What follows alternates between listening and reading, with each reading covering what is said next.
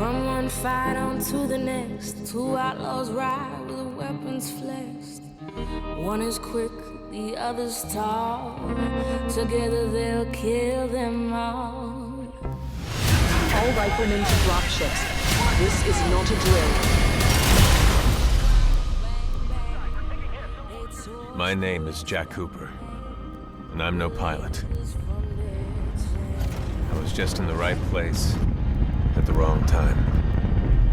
Sometimes you don't get to choose your path. It chooses you. BT, transferring authorization to new pilot. I am now linked to Rifleman Jack Cooper. But whether or not I was meant for this doesn't matter. Because now, we are all that stands between salvation and extinction. Listen up. The IMC have developed a weapon. It has the power to destroy entire worlds. Stand by for Titanfall.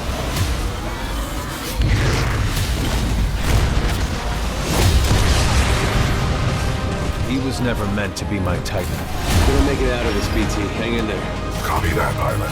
And I never planned to be his pilot.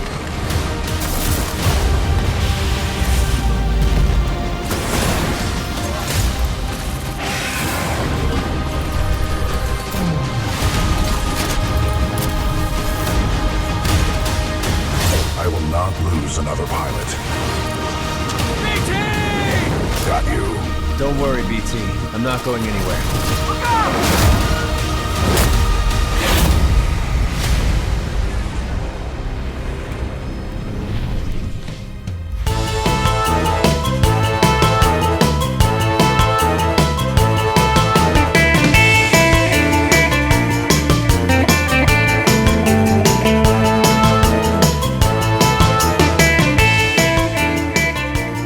What's up? Welcome to episode 175 of the Gamers in Beta podcast. This is your host, Captain Mike M. And I don't know about you guys, but I've been celebrating Halloween a little bit early today. And I'm going to celebrate again right now, because I'm going to eat a Reese's Pieces cup, because they are so damn tasty. Oh yeah! Oh yeah! I think Marcus agrees. I'm Corey Atwood, and I am ready to grab the Great Pumpkin by the pussy. I can't even follow that. So this is Sean, Quicksilver 3355, and I'm going to change my screen name to Digital Farmer because why? It seems to be the only games I like to do are the ones I have to farm in. And this is Jay, a.k.a. Maniac17, fresh off of driving 1,600 miles round trip to West Virginia and back, and the only gaming I got back is, well, you'll find out during the what we've been playing. Wow! Well, how do, gentlemen? Happy Halloween Eve. We are a mere 25 episodes away from 200. Woohoo. Woohoo! Sean, good to have you back on. It's been a while. It's good to be back, yeah. Trust me, I'd have rather been here than where I was going. Yeah. No trips to Vermont tonight, huh? Nope, everything is good.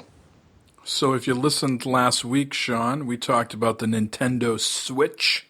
We know you're not a console guy, but you still are a gamer, and you must have some insight and thoughts about this unique device. Anything you care to share with us? Well, actually, I didn't think I would be interested in it, but after I saw the third-party software developers going into it, I'm actually giving this some serious thought. I mean, I did play Nintendo quite a bit when I was younger, and I had a lot of fun with it. It's confusing at first because there's only pictures, there's no specs out, so I don't know. I just need some more details. But I mean, that controller looks bombastic. My God, it reminds me of the old what the hell was the Duke? Yeah, I think Mike made that comparison. What were there any specific developers on that list that tickled your fancy? Well, one of them was Epic, Bethesda, EA, obviously, and there was another one, Havoc. I think Epic is just going to get involved as far as the Unreal Engine. They don't even make that many games anymore. I think that they're just going to be like maybe one of the go-to engines on the Switch. Yeah, weren't they involved in Shadow Complex, though? I know that was like Chair, and I think Yes. Epic had a hand in that, though. Yep. But I mean, that was quite a few years ago, too, actually. Whatever happened to their reboot of Unreal? To that, not the engine, but the Unreal game. It's Unreal Tournament. Yeah, I think it's still in beta. Yeah, I think they still have it in beta. It's kind of, they're generating it with the input of the users. So if I don't know if they're considered an alpha, beta, what it's in. It has dropped out of the news, hence the reason I'm guessing here. So maybe I'll do a little research here. No, but the controllers are a little weird, though, when you take them off. That's the part I don't get. I mean, they look very tiny in my hands. That thing's going to be like, I feel like I'm going to break it or something. That's the only thing I'm concerned with. Yeah, from the top down, it looks like it's small and thin. But if you see that angle, the back angle, the photo they show you from the back of the controller, the touchpad there, they're actually kind of thick. So big penis. Yes, thick and broad. Already. But so let's get into it. We've gotten some more details since last week, and let's talk about touch right off the bat there, Corey. Last week on episode 174, and earlier, I should say more later in the week on Gamers Unscripted, we talked about touch, and a lot of us said touch isn't coming. It's not in the commercial. It's not going to be there. And we were very confident with that. And then I think it was Thursday or Friday, details emerged. And in fact, there are going to be, or this device itself is going to be multi-touch screen. I told you. But I honestly, I wouldn't put it past Nintendo to not, because Nintendo's made some pretty goofy missteps before, like Virtual Boy. But I mean, it wouldn't make any sense to put out a pad, like a tablet that wasn't touchscreen. That would be the most backwards thing ever. Mm-hmm. So I was very, very happy to see not only touchscreen but multi-touchscreen. So yeah, that's going to be cool. So it brings it more in line now with your phone or the PS Vita versus the single touch like the Wii U was.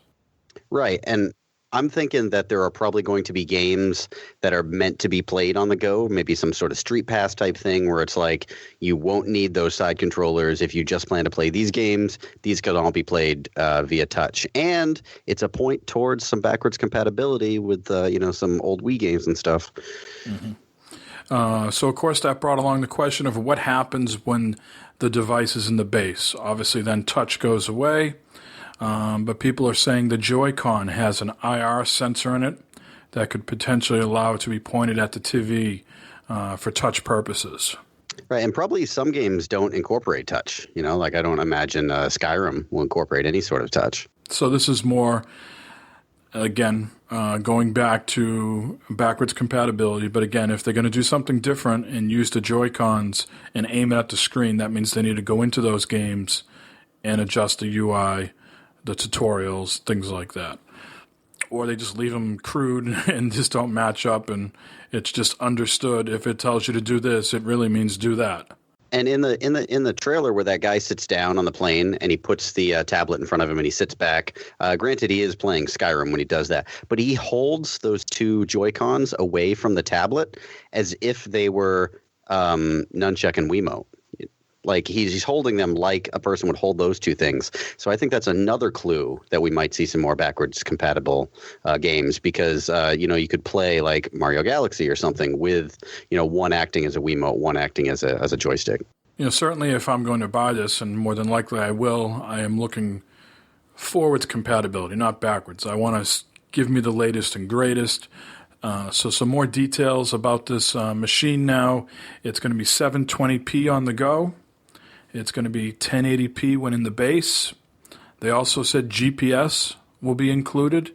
I imagine that's something that you can toggle on or off, as GPS generally takes up a lot of battery life. That's cool, and I'd like to see how they're gonna incorporate that into games like a Pokemon Go type experience. But holy shit, are those things? That's hell on batteries. Last week we also talked about if backwards compatibility was on the table, how about an adapter to put your 3DS games into the machine? That does not look like it's going to happen, as this will not replace the 3DS. The 3DS will continue to stand on its own. They did not rule out digital, though. No, they didn't rule out. It's true. digital library. I think nearly all my 3DS games are digital anyway, so that would be a bonus. Right. Yeah, because the statement specifically said what physical, what do you call it, disc, whatever you. Yeah. If they don't think this is going to replace the 3DS, they're fucking high. That's a mobile platform, and as long as this thing is actually, relatively mobile, considering its battery life, what we don't know of yet, it's so going to replace the 3DS. They're going to phase that thing out within a year and a half, where 3DS titles are going to be rarities. I don't know. Now, 3DS games, a lot of them, or some of them, use 2 screens, correct? Yeah, a majority of them do. So what would you do if you were on the go and you didn't have 2 screens? You divide it up, like instead of going up, down, they go sort of horizontal? I mean, how would you, or they would just do away with the second screen? A lot of games you couldn't. I mean, they could just run a virtual bar across the middle of the tablet, like maybe you could hold the tablet vertically or something. I'm not sure. Exactly. That would be the way to do it. Yeah, which would be another nail in the coffin of the 3DS. I think they're kidding themselves when they think that they're going to have both of these running, especially if it takes over in Japan. If it's really big in Japan, that's where the meat and potatoes of the 3DS is, with the Monster Hunter and stuff like that. They are probably not committing one way or the other fully yet, but there are so many variations of the DS out there. Regular DS, 2DS, 3DS, 3DS XL, the new whatever. That's just a lot of people to walk away from. And I don't know if they're committed to do that quite yet. They probably want to see how this Switch thing sells before. I don't see it replacing it. I really don't, because it's portable, but I mean, what's the 3DS now? Is it $150? You can get it for like $130? I'm not sure. For 3DS? If this is a $300, $250, $300 unit, and it's not quite as portable as a 3DS, because 3DS you can fold it up and put it in your pocket. Yeah, but I mean, by next March, the 3DS is going to be like 6 years old now. You really think in 2 years they're still going to be releasing 3DS games? Well, didn't they just update it like a year ago? Updated how? The 3DS XL or whatever you want to call it. Oh, there was another SKU, but the new still 3DS XL. Right, which actually plays some of the current games that are coming out. You can't play on the older 3DS. So, that was a refresh there. And that's what they've always kind of done with it. Since the Game Boy, you had multiple versions of the Game Boy. They almost upgrade like a phone now, almost, on a longer time frame. Well, maybe 2 to 3 years. So I just don't see this replacing a 3DS.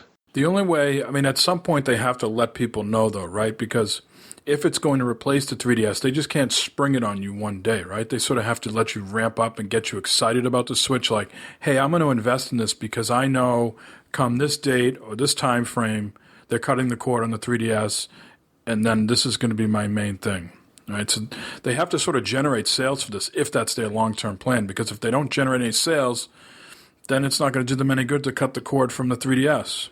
They would never come forward and just be like, this is replacing the 3DS. They would never say that, because they'd be shooting themselves in the foot. Yeah, so I think what they're going to do is they're just going to kind of let it wither and die. And I think eventually it'll go away. But like you said, I think they want to see how the Switch launch goes. And if it's widely accepted, I think then they'll let the 3DS wither. So more details on the Switch is going to come out on January 12th of 2017. I'd be willing to bet many things, including maybe my life, that we'll get more details between now and then. It just seems like someone has loose lips and they or he or she are letting out more information as the days go on. So I have a feeling the 12th might lose some of its thunder by the time it comes around, because lots of details are emerging. Yeah, there are. It's a leaky place, the internet, and I don't know who works at Nintendo is leaking everything, but somebody is. It's me, Mario. Ah, that's the guy. He should. Never mind. I was going to make a joke about a plumber and leaky pipes, but never mind. Okie dokie. See a doctor about that. Big penis. So let's move on. Titanfall 2 is out, and I'll get to it when when I talk about what we've been playing, but let's just talk about the game itself. It's out. It's been released. It's on PS4 for the first time. It's also on PC, and it's on Xbox One like the first one. And we've talked about this before, how we thought maybe it was a mistake to release this right in between Battlefield and Call of Duty. Didn't really seem to make sense. Why cannibalize your own sales, your own title? And sure enough, EA's shares are already gone down. They've downgraded them by 9% because they feel that even though Battlefield 1 is going to exceed their goals in sales, the poor performance of Titanfall 2 will wipe all that out. Now, think about anything that you've ever done in your life that you've worked hard towards. Good grades at school, a band, losing weight. You put all the effort into it. You get out that day where you want to show off your work, and then instead of people saying, oh, what a great game, it's, sorry, your game's going to tank, and our shares are down by 9% now. That has to be a terrible feeling for those developers. But the game, everybody you talk to or listen to says it's doing extremely well. That it's, it's a great game to play. Many people are saying it's better than Call of Duty this year. Yeah, that's why I was surprised at this this headline, because everyone on my Twitters is saying how much they like Titanfall 2 and how much they like the campaign, which is a bit of a shocker. So hopefully, for me, I hope it's one of those things where they are proven wrong and it sells really well and the word gets out there. But that has to be very frustrating for that team who's worked on it for a while now, and for them just to be told point blankly on the day that it came out, nope, your game's going to tank. It has to be bizarre. And Jay, is this something that's on your radar, or? No, not really. Just so much backlog that I'm trying to play now. I'm not going to pick up another game until I finish Tomb Raider now. Did you play the first Titanfall? What do you think of that? I loved it, and I want to try this one, but I have that opportunity, and I'm beginning to go back to the way I used to buy games, where I would wait and pick them up when the price dropped, instead of being the early adopter, jumping into it immediately. And and sometimes some of these games I buy them and I play a little bit and then drop it. And I'm hearing that the campaign is short, so not really buying it too much for that. Gears I picked up because we're all playing as far as multiplayer. So, and usually that's the reason I would buy a game in the past. So with Titanfall, I could still jump into the old Titanfall and play and enjoy myself. So I'll wait a little bit and pick this up later on when the price drops and I finish up a few of the games that I have in my backlog now. So your enthusiasm for Titanfall has not, fallen off, so to speak, just because it's no longer a console exclusive, has it? No. Now, Sean, Titanfall was certainly on the PC before, but Titanfall 2 is out. Any interest? Yeah, absolutely. But I've got so many games right now I'm trying to play that I don't want to pick it up just yet. I am going to pick it up probably in the next few weeks. But I'm excited to play it. I like the first one, and the second one was cool multiplayer. So yeah, I'm definitely going to pick this up. Now, for you console guys out there, Target has a 2-for-1 deal going on this weekend. Certainly could squeeze a little Titanfall action in there if you wanted to, just saying. And I think if you have all those, the red card and the, what's the other thing that they use? Is it called Cartwheel or something like that? The little app that you can use. And then I think if you create a Christmas wish list, you can get another 10% off. So I think you could almost get 40% off these games too if you go to Target and take advantage of some of that stuff. And now is a good time to buy 2-for-1 too. There are quite a few really good games out right now. If you're going to buy a 2-for-1, now's the time to do it. Yep. And you can even do it on future games too. You could pre-order Red Dead if you wanted to. Really? Follow Wario64 on the Twitters. He gives you all the deals. Oh, he's great. Let's move on to another topic here. Bethesda. I'm hoping Corey has some heated opinions about this. I'm not sure if you listened to Gamers Unscripted this week or not. I doubt it, as it just came out like 4 hours ago. But this week on Gamers Unscripted, we talked about Bethesda's new stance on game reviews. So if you remember back to Doom, they did not send out any review copies until the day before. And many people said, well, the game must suck because why are you hiding the game from reviewers? The game came out and it was fantastic, and that was not the case. So they saw the reaction to that and have now adopted this as their policy, that they will only be sending review copies out to reviewers like the IGNs, Polygons, GameSpots until the day before. Now, if you're a content creator, someone on YouTube like, PewDiePie or anybody like that, hey, you can have the game a month early if you want, if it's ready. But if you're a reviewer, you're going to have to wait. And, of course, the media folks, the people that write these reviews for a living, is calling this anti-consumer, because people deserve to have a right to know if the game is good or not, and they come to their sites to look at the scores and hopefully read the words, too. Corey, as someone who dabbles from time to time in writing articles and have probably written a review or two in your lifetime, how do you feel about this? Oh, no. Oh, hell no. It is fucking bullshit. Anyone who's written reviews for a gaming website knows that your editor wants you to get those reviews out in time for the release, because everybody is looking for those reviews on like day one or day 0 or -1. People want to see those reviews right away. It influences whether or not they're going to go buy a game. So you're pressured to get that review out as soon as possible. So if you literally get a review copy of like a Fallout 4 the day before release, you're not going to be able to play the whole game and get a good review out. And you're going to rush through it. So you're not really going to get an adequate feel of how the game really plays. So that in itself pisses me off. And the fact that, like you said, influencers or content creators, you can't really see my air quotes even though I'm really doing them. I don't want to go down that road of how I feel about them, because I'm not sure of all the cursing I'm allowed to do on this show. Like, I'm not sure of what I can and can't say. But just know that those people, all you Gamergate people out there who are very into like ethics in game journalism, the least realistic review or thoughts you could get on a game are from a YouTube content creator who has a special deal with the developer to get the game early. Like, I'm not going to name any names, but I've gone to events before where there's been actual journalists, and then there's been like YouTube influencers, they call them. And the YouTube influencers are always their enthusiasm for the game is usually directly correlated with how much they are given for free. And it's very, very uncomfortable to be around.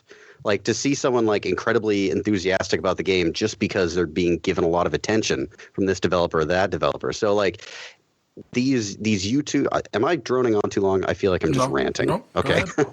It pisses me off because people who are like influencers or YouTube personalities, I'm sure there are a lot of people out there who aren't biased at all. So I don't want to generalize everybody, but there's a lot of people out there who everything they post on their own blog or on their YouTube channel, that's essentially sponsored content.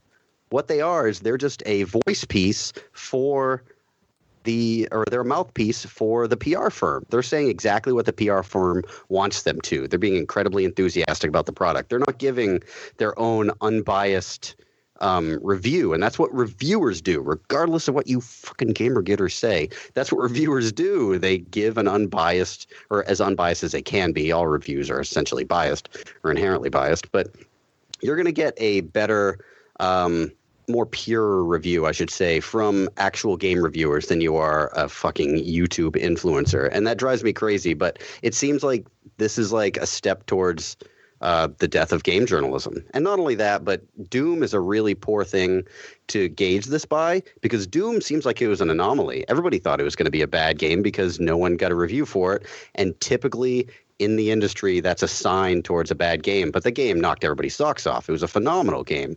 And to say like, oh, well, I guess this is how it goes now. Let's do this from now on. Like, you shouldn't gauge yourself against Doom. Doom was a fluke.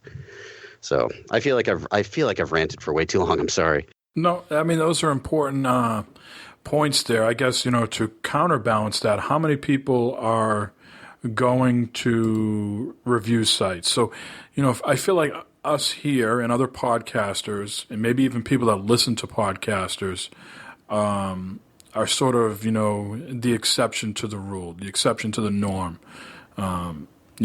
We sort of have our finger on the pulse, maybe more than just the average consumer.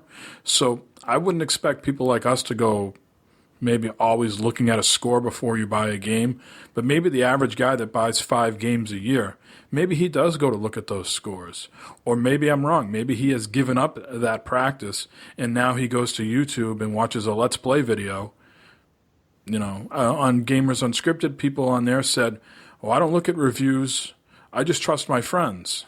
Exactly. That's where I'm going back to again, because for so long. But the larger point there, though, is your friend still has to get influenced at some point, right? So yes. even though you're not going to look at that score, or you're not going to look at that YouTube video, that friend at some point had to get interested in the game from somewhere. So is he getting it from Polygon or GameSpot, IGN, or is he looking at the YouTube? Where is he getting his influence from to buy this game? It doesn't. I'm sorry. Go ahead. No, that's all right. It doesn't bother me as much because, you know what? You're still going to get the reviews from IGN, GameSpot, all those other places. You're still going to get those reviews. They're just going to be after. And just like most of these multiplayer games, admittedly with Bethesda, a lot of them aren't multiplayer also, but, you're not getting a review until a week, or not a week, but 3 to 5 days later anyways with a lot of the multiplayer, because they want to make sure that the game is running. So it doesn't really bother me in that way. And I'm also not a reviewer in that way. And so. Well, there's 2 things here. First of all, there's the point to be made that Bethesda games are always broken to a certain extent. Right? There's always some sort of what Jeremy on Gamers Unscripted called jank to it, right? There's always something wrong. So he was saying, why give reviewers the game early if they're going to be playing on something that's not the day one patch? That Bethesda is sort of stopping the negative reviews of saying this game is broken, hold out for a patch. Now maybe they should release a game that's not broken. That's not going to happen nowadays. But they print money at this point, right? They release Skyrim or Fallout that sort of just prints money on its own. What I don't understand, and there's lots of different, why can't it just be an even playing field?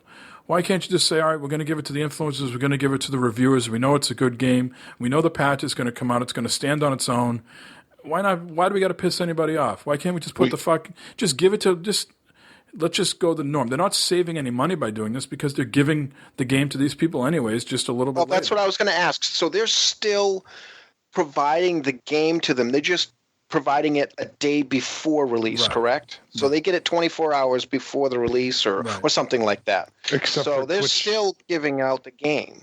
Yes. Yeah, but have you ever written a review for a game that your editor is telling you needs to be ready and ready for publishing on day one of release? Means you need to be done with it the day before. That's ridiculous. If someone says like here's a review copy one day before release, like you might as well just give it to me on release day. Come on. Well, some people, and I'm not saying the IGNs and GameSpots and Giant Bombs are doing this, but there is rumors out there that they're making a handshake agreement with each other, meaning the editor-in-chief of IGN is calling up GameSpot and says, hey, you know what, this is bullshit. This affects us. This affects the consumers. So let's fight back and band together and say, fine, we get the game on November 1st. We aren't putting our release out to November 30th, our review out until November 30th. Everybody hold it back 4 or 5 weeks, and then we'll put it out. It seems like maybe that's a good idea on paper, but I don't think it is on the internet. Happen. Yeah. They're going to be so far behind, like all the smaller sites. But hey, Bago Games, we'll get our review up as soon as possible. BagoGames.com. Yeah, but you don't want to read something that someone put 10 or 12 hours into, and it's a 100-hour game.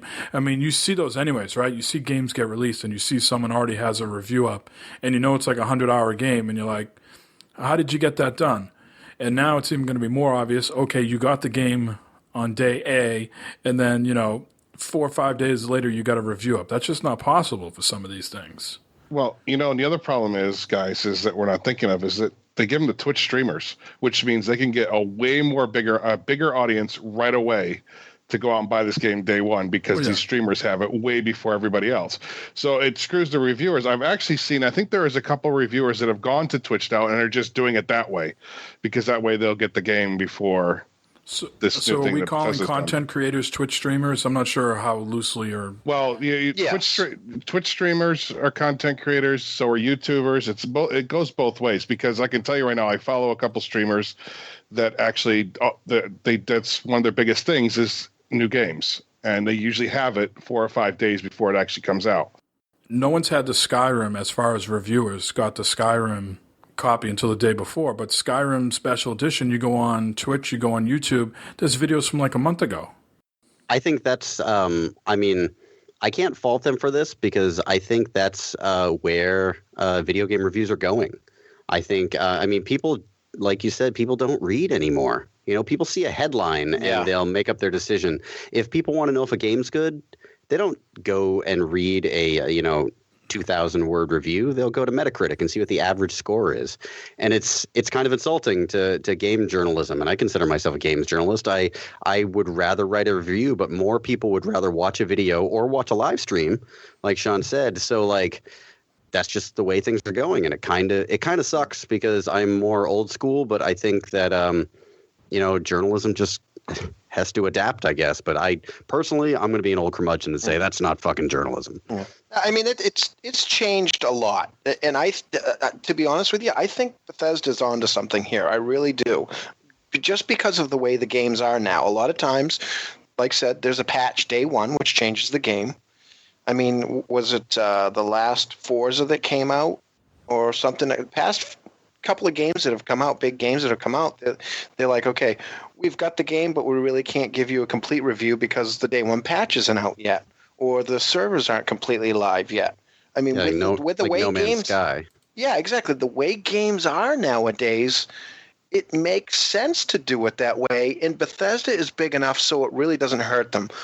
If a smaller company did this, one of the smaller, like No Man's Sky, if they didn't have all that Sony backing them and all that stuff, if they waited till day one, there would be an issue. But where Bethesda is starting to do this, and they've been kind of doing it in the past, and they tested it out with a few games, and those turned out good. I mean, Doom, everybody's like, oh my God, Doom's, we're not getting review copies until the day before. They did this with Doom. We're not getting them before. So this means it's a garbage game. We've had, 5 or 6 games that have come out like that, and we've said that, and we're like, oh, it must be garbage because they're holding on to it. The game came out and it ended up being great. Yeah, but that doesn't happen very often. No.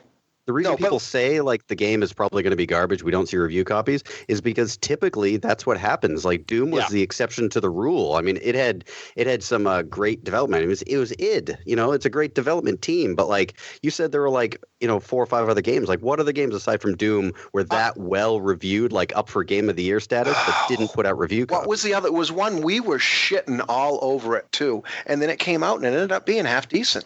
Or actually, it turned out to be good, and I can't remember what the game was now. They did the same thing with Recore. Recore, kind of deserved it, though. They lowered the price of Recore, right? Didn't they? No, that was a $40 right out of the gate. It was $40. Okay. Yeah. I know Homefront recently, the newest one, had the same thing. Oh, that was that was one where it was terrible. But there was, I can't remember the other ones, but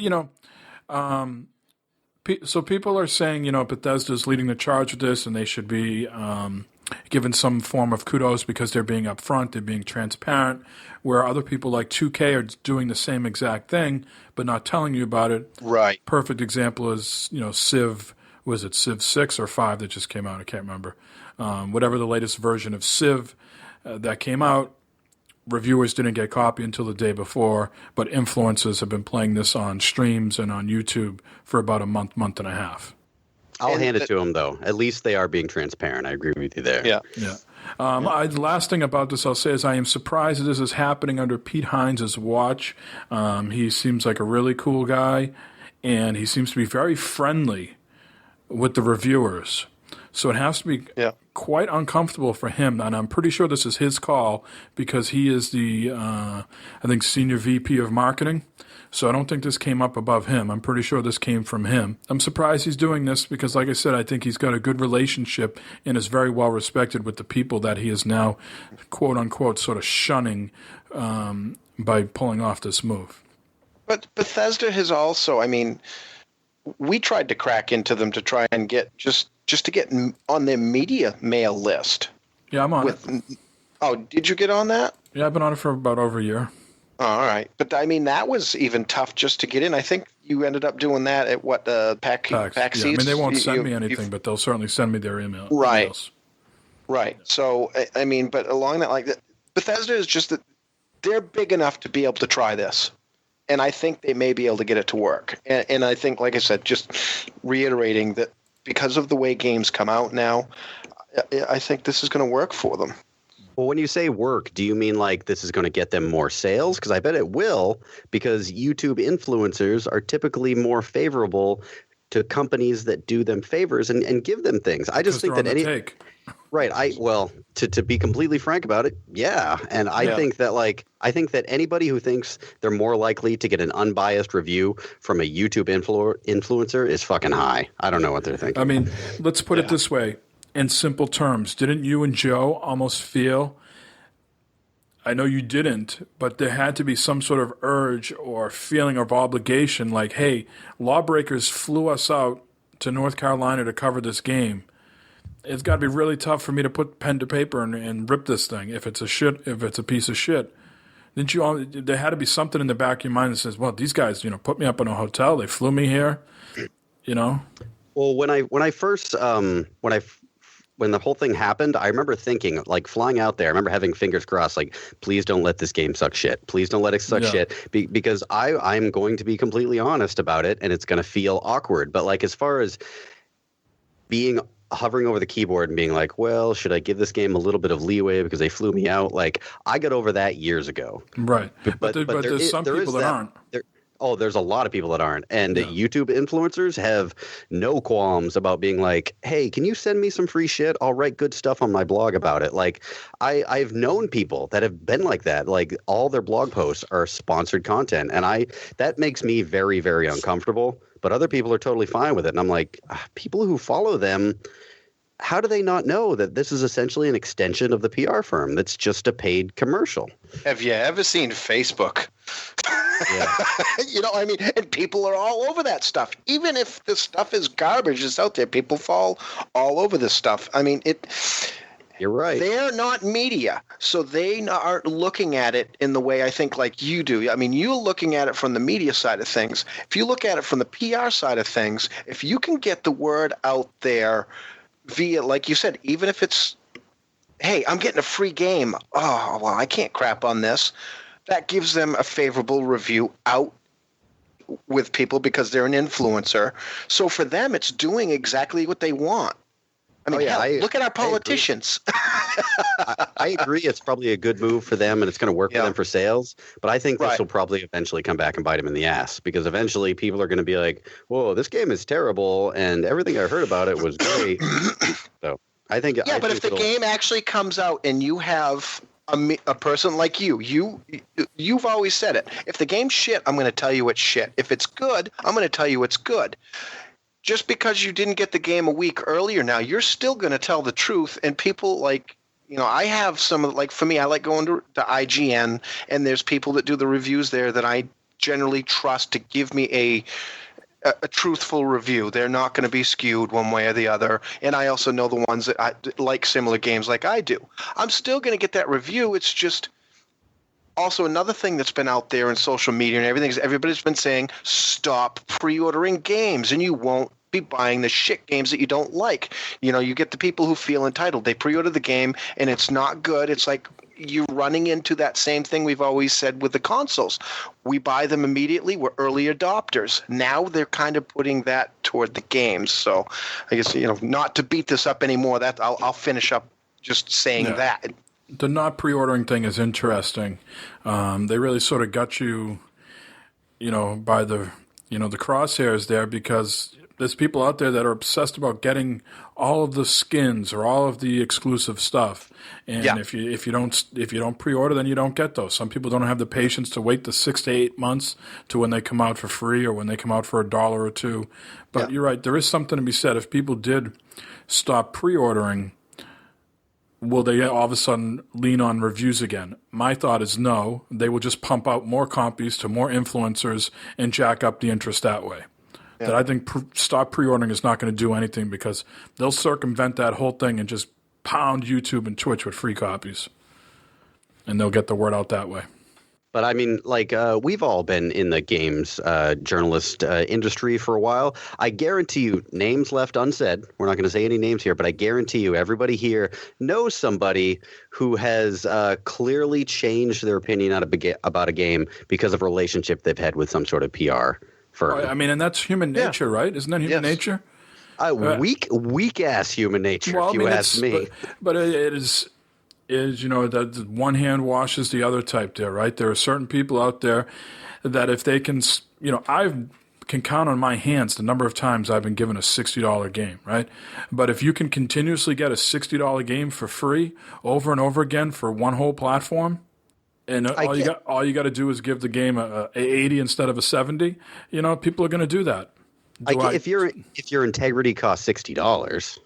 I fully get what you're saying, but there are people out there that don't look at it that way. They just think of themselves. They look at their wallet and go, hey, you know what? That's $60 in my pocket that I can put towards whatever else. And if I have to be a sucker, then that's what I'm going to do.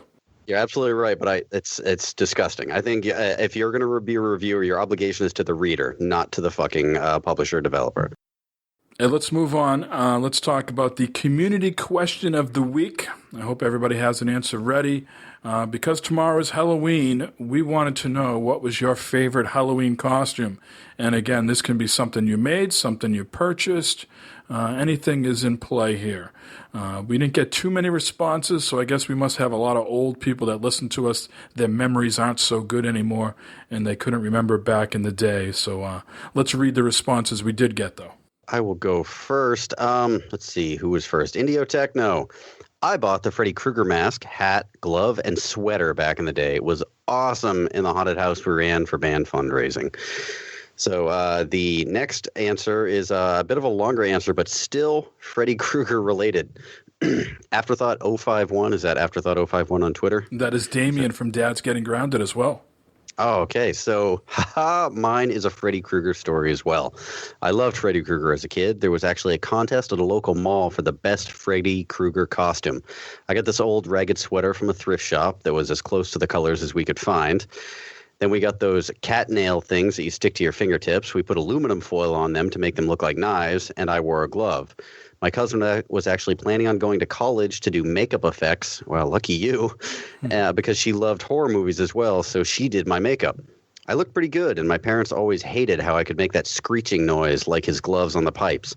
So I went in and did that. I'd like to say I won, but there were some really good guys there. One guy even made a freaking real glove with knives and all. I didn't win, but the judges did like me so much that I got a poster and one of those movie stand-ups for Nightmare on Elm Street 3, The Dream Warriors. I can see that thing with his glove, hand out, and each warrior on a blade. I swear Freddy's eyes would follow you at night, and when I walked around my room. It was creepy having that thing, but I loved it. Eventually it got scrapped, but I'll always have the memories. It sounds like he got let's look at this kid. He made his own costume. Let's give him a prize. As much as Damien is one of those guys, I think, Damien, surely you will correct me if I'm wrong, but you appear to be one of those guys that doesn't feel every kid should get a trophy, even though they compete in a sport. It sounds like you got a trophy just for competing in the costume. Oh, wait, all right. Trophy. Oh, sorry. I want to see pictures too, by the way. I want to see pictures of that costume. All right, and then we have Awakened Heathen from our Discord. I always like being the slasher guys. Favorite ones was Jason's hockey mask and Scream Ghostfaced. I actually got a collectible hockey mask at Comic-Con. Then we have Mark at Mr. Gray II. What's my favorite costume? Not the best picture, but the most complimentary of any costume I can reuse on St. Patty's Day. LOL. And he's actually, we have a picture of him as a leprechaun. What do you guys think of that outfit, huh? Quite impressive, actually. It's a pretty swing. He's even got like the Gandalf pipe going on there. Yeah. And then our last response from Discord as well is Kel, number 1708. My dad used to carve a pumpkin, and I would wear it on my head. So I had the same costume every year, but it was different. Yeah, Jay, tell us about that, because if you don't know, Sean Kell is Jay's son. Jay, what is up with this? I used to pick up a big pumpkin, and I would carve it out, and instead of cutting the top, I'd cut the bottom out. And then it would get a large pumpkin, but then I would take like a large serving spoon, one of the metal ones, and I would scrape the inside down so it was like anywhere between, a half inch to 3/4 inch thick, so it wasn't as heavy. And then I would carve it and line it with tin foil, and then put like a small towel in the top to sit on top of your head, and do that, and then kind of either give him dress him up like a scarecrow. It's kind You of gave him one of your white sheets so he could use it? Is that what you say? No, I would generally more of a scarecrow look, and put the straw in the arms and the things and whatnot. So nice. That's some main ingenuity right there. That was so awesome, dude. People used to give him extra candy because he'd come up and they'd be like, "Oh, that's neat. Where'd you find what is that, a foam pumpkin?" It's like, "No, it's a real pumpkin." He'd take it off and show them, and they're like, "Oh, cool." So yeah, I was initially like, "Ugh, you put a real pumpkin on your head, but that you line it with fucking tinfoil and everything. You knew what you were doing." Oh yeah. So he had his tinfoil hat on. Yes, yeah, the UFOs weren't going to get him because that's when they come down. It's during Halloween, man. I'm telling you. It's because they can blend in. Well, we got a few responses there, and I appreciate everybody contributing. Gentlemen, let's go around. Does anybody have anything memorable? Corey, you seem like a guy that maybe dressed up past your childhood and maybe even now and then might still hop into a costume. So anything of recent memory or from your childhood? Recent, I would usually just throw on anything that was fun to wear while you were hammered. That was kind of my that was my MO throughout college. And you were absolutely right. You were correct in nailing me as someone who just likes to put on a silly costume when I'm drunk. So I loved Halloween all through college. But my most memorable costumes were when I was really young, before third grade, the 4 years before the third grade, I lived in Alaska for 4 years. So, yeah, I don't know if you guys have ever been to a Halloween in Alaska, but it is fucking cold. And there's typically at least 4 to 5 feet of snow on the ground already. So there really isn't an autumn in Alaska. It goes from summer to immediately into winter. So all my costumes were pretty much whatever you could stretch over a snowmobile suit. So I would go from house to house with my costume slowly falling apart. I remember one year I think I was a pirate, and by the end of the night I was just a guy in a snowmobile suit with a sword. And I think I was Superman one year, and it was one of those entire shitty plastic Superman costumes, it wasn't actually. So by the end of the night, it was solid, frozen solid. My cape was straight out, I was flying because it was frozen solid, and you could literally break it off, it shattered at the end of the night because it was so fucking cold. So yeah, that's Halloween in Alaska. I wouldn't recommend it. Speaking of those plastic costumes, and I guess I'll go next. I always had those ones with the rubber band mask, the plastic mask, and it had the rubber band. I'd always be pinching at your hair and things like that. Cut your eye. Yeah. Cut your eye. So, yeah, since I just turned 41, I am definitely a child of the 80s. And I definitely had C-3PO as something that came to mind. But I think my most memorable one, I was Voltron. Oh, nice. I'm going to see if my mother can take a photo of a photo tomorrow so I can share it with people. But that one sort of stands out from back in the day. But again, just a plastic mask with the rubber band on the back, and then the real thin material, right, that you would put on. And late October in Massachusetts, while it's not as cold as Alaska, certainly sometimes it was very cold. Oh, yeah. Last couple of years it's been kind of mild, but... Those plastic costumes, too, they sucked shit. They weren't even like if you were the Hulk, it wasn't even like a green bodysuit. It was like a plastic shirt that just said the Hulk on it. I don't know what the hell Those was so cheesy. It's amazing how far we've come. Yeah, those things wouldn't last. By the end of the night, then you'd have to throw them away. Oh, yeah, they're all ripped up. Yeah. They're like $7 at Ames. Yeah. That's why nowadays, if you find those, people are selling them on eBay and stuff, they're expensive as hell because not many of them survived. Never worn. Yeah. Now, what about you, Sean? Any sort of Halloween memories? Yep, but it was when I was a little bit older. Actually, me and a friend of mine went as the Blues Brothers. That's so you can tell how old I am. Jake and Elwood. It was probably the best time I ever had with buying, because it was basically just a black suit, white shirt and black hat and black sunglasses. So, I mean, it was great, but we had a great time with it, you know, the dancing and all that stuff like that. And we crashed a wedding on top of it. So kind of worked out. Nice. So, Yeah, hang on to that. It could double as like a Reservoir Dogs costume the next year. Yeah. Now, Jay, it sounds like being in Maine, that maybe you have a lot of home-brewed costumes that you might have worn? I've had some. You know, the pumpkin one was one of the ones that was kind of, you know, that was probably my favorite one because it's memories, you know, of bringing up my son and, you know, doing a home-brewed costume. You know, I mean, we made it ourselves, you know. We bought it, but we bought it as a pumpkin at the grocery store. So that was interesting. But I think probably one of my other favorites was, and you can buy it, but it's a zipper that you use spirit gum and glue to your face, and then inside where the zipper is spread apart, you kind of paint your face so it looks like it's all bloody and whatnot. So it looks like you've unzipped your skin and peeled it back.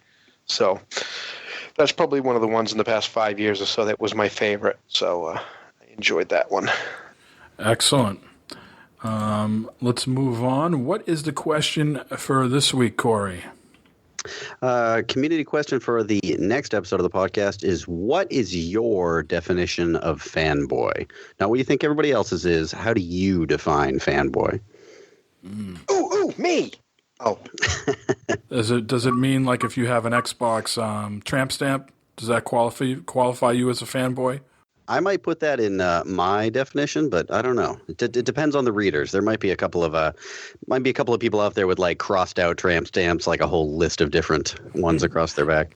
When they got the 360, and then the 360 got the red ring of death. They crossed it out. Xbox was dead to them. Put the red ring of death over the Xbox symbol instead. There you go. All right, we're going to take a break here. We have an interview with Daniel from Dreadbit Games. We had Daniel on the podcast maybe over a year ago when he released his game called Ironcast.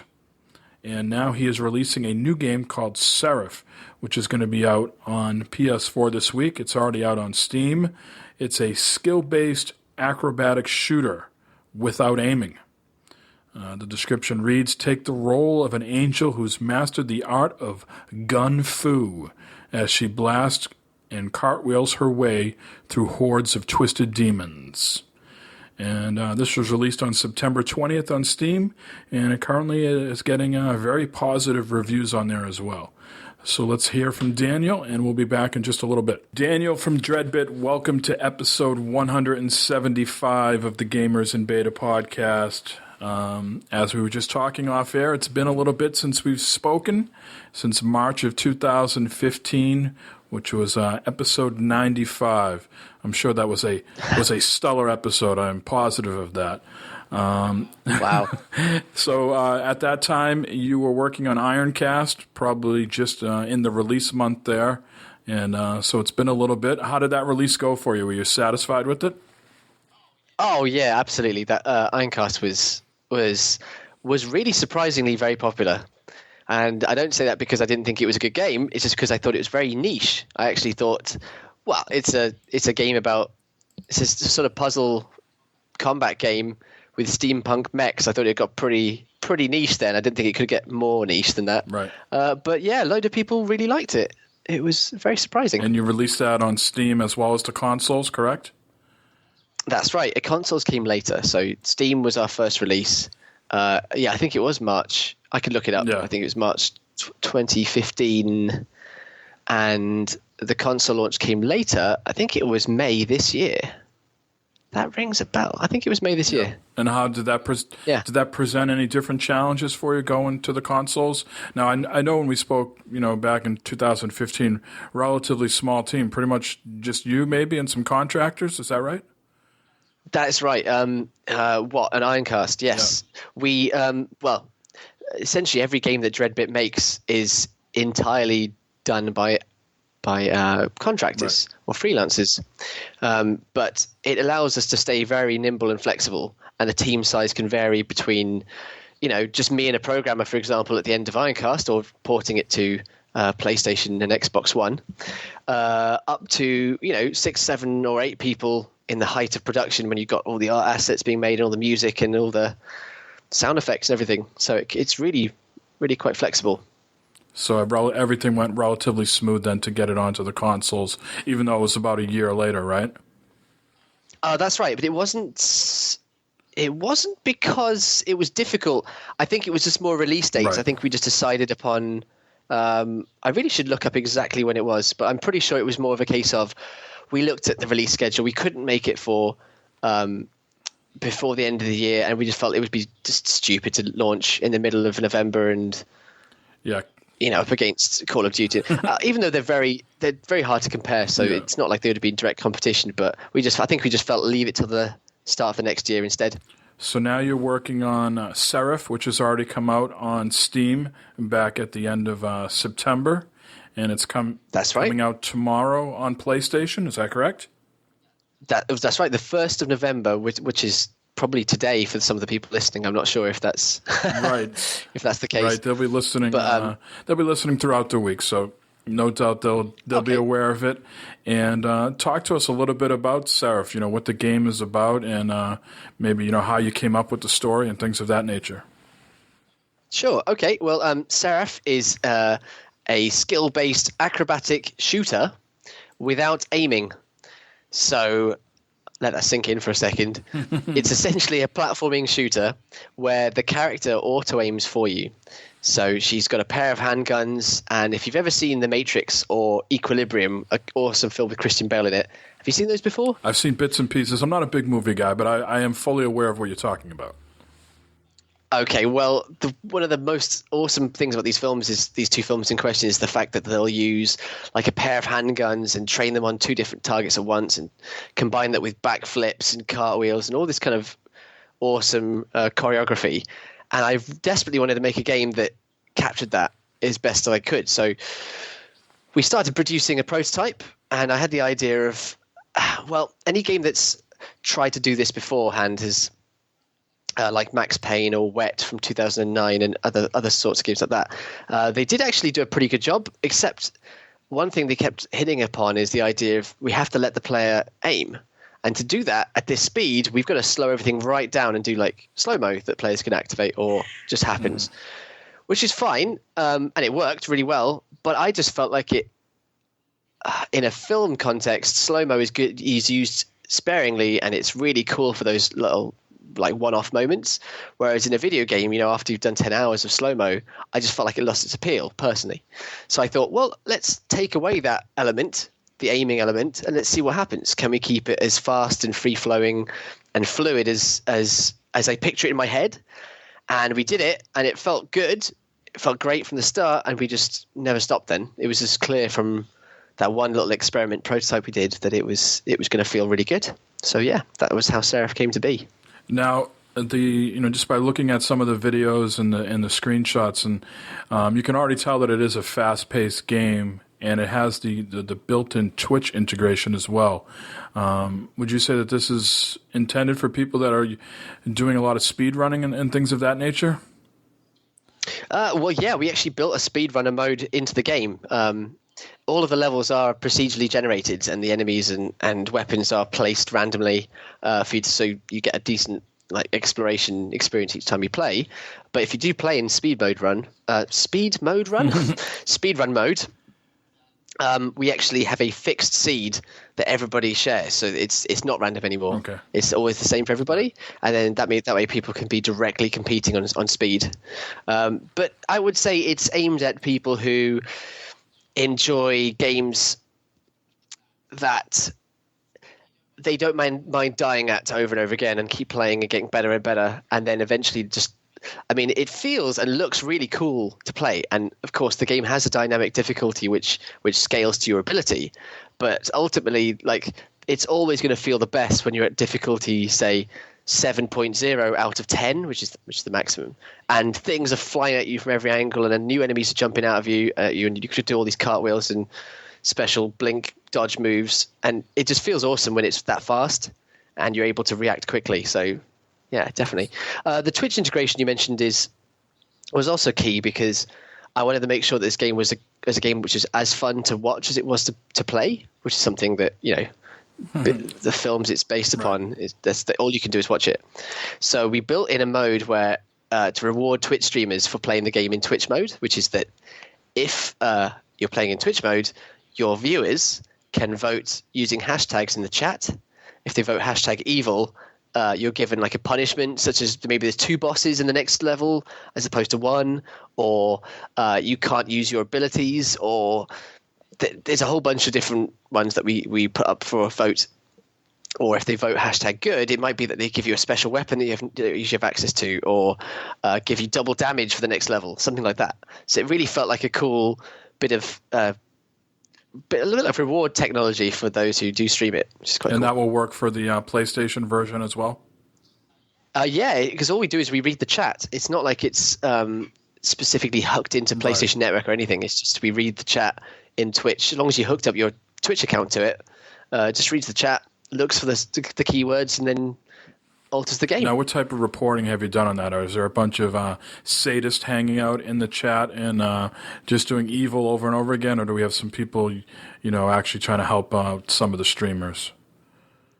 It's fun. Okay, there's been a whole spectrum, and I would not say I was quite surprised actually that it's not all sinister people just voting evil. Right. A lot of people just vote good if it sounds interesting or fun to watch. And one of my favorite examples was I was streaming it myself actually on the front page of Twitch, which was a really great experience. So we had loads and loads of new people coming in, like 600-700 people at one time. And one person went, what's this? This looks like rubbish. I'm not sure I want to play this. General negativity you get. Sure. And then the next thing he writes is, hashtag evil. I thought, well, that sums it up perfectly. And he stuck around for about 2 hours. Wow.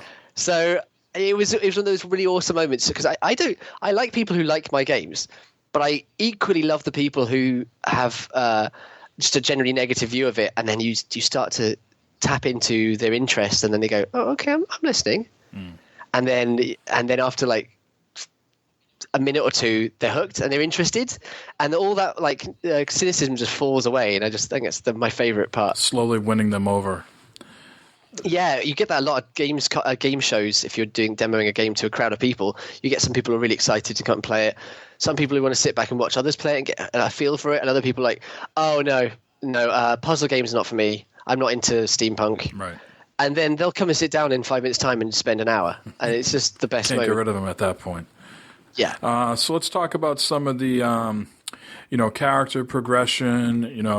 Obviously in a game like this, you're going to die quite often. How does that work? Is it, is there a health meter? Things of that nature. Can you talk a little bit about? Okay, so there's a character progression system in the game. Well, there's 2 actually. Whenever you kill enemies, they sometimes drop little fragments of their, of your power, because it's your angelic power that they've stolen. They sometimes drop parts of it, and you get to retrieve it and attach it to your skill points. So in other games, you often have skill trees which just get better in intensity as they go from left to right or from top to bottom. But in Seraph, it's actually the strength of the skill is reliant on the quality of the shard item that you attach to it. So like the most common shard, let's say it's critical strike one. One of the skills is you get your shots can be a critical strike and do more damage. If you put like a really rubbish commonly found shard in there, it'll give you like a 2% chance. But if you put in the super duper awesome supreme shard that you really worked for, or really lucky that it dropped, it gives you like 20%. So the idea is you can balance your skill tree based upon what you like by putting the quality drops that you get in there, which is quite nice. Another system is that when enemies die, they often drop... Excuse me, just coughing there. When enemies die, they often drop body parts, demonic, like flesh and claws and wriggling tentacles and all kinds of weird stuff. And you basically take that stuff and transmute it into permanent upgrades that you could use on any run. So you can get like new weapons unlocked, new protective wards, unlock new miracles, which are like our spells essentially that you activate with your button presses or key presses, and that kind of stuff, which is really cool. And it's not a roguelike experience. It's more of like a 90s game experience in that if you do die and run out of lives, yeah, you do start again, but you start again usually from your last checkpoint, which could be several levels ago. because we're not going to just restart people back at the. Sure. You know, I wouldn't have punishment for death because what's the point otherwise? But it's not a roguelike, as in you don't lose all of your progress. But we do, however, encourage people to keep upgrading and unlocking stuff because it does make it easier to handle the high difficulties, which in turn increases the loot that you get, the quality of stuff that drops. I think it's important that it's not a roguelite. I'm not saying I've played games similar to this, but I've played games where I've been interested in the game so much, but then it sort of punishes you for dying and you start all over again, and that can be frustrating. And I don't find myself going back to those games as often as I would like because, quite frankly, I don't want to start over. I had a great gun, and now you took it away from me. And I know. I understand that there's a whole segment of people out there that love that, but that's not for me. So that's encouraging to hear that this is going to be different. And of course, all those demonic parts dropping is quite timely for the day, Halloween. So that's right. I did actually wonder about whether I should.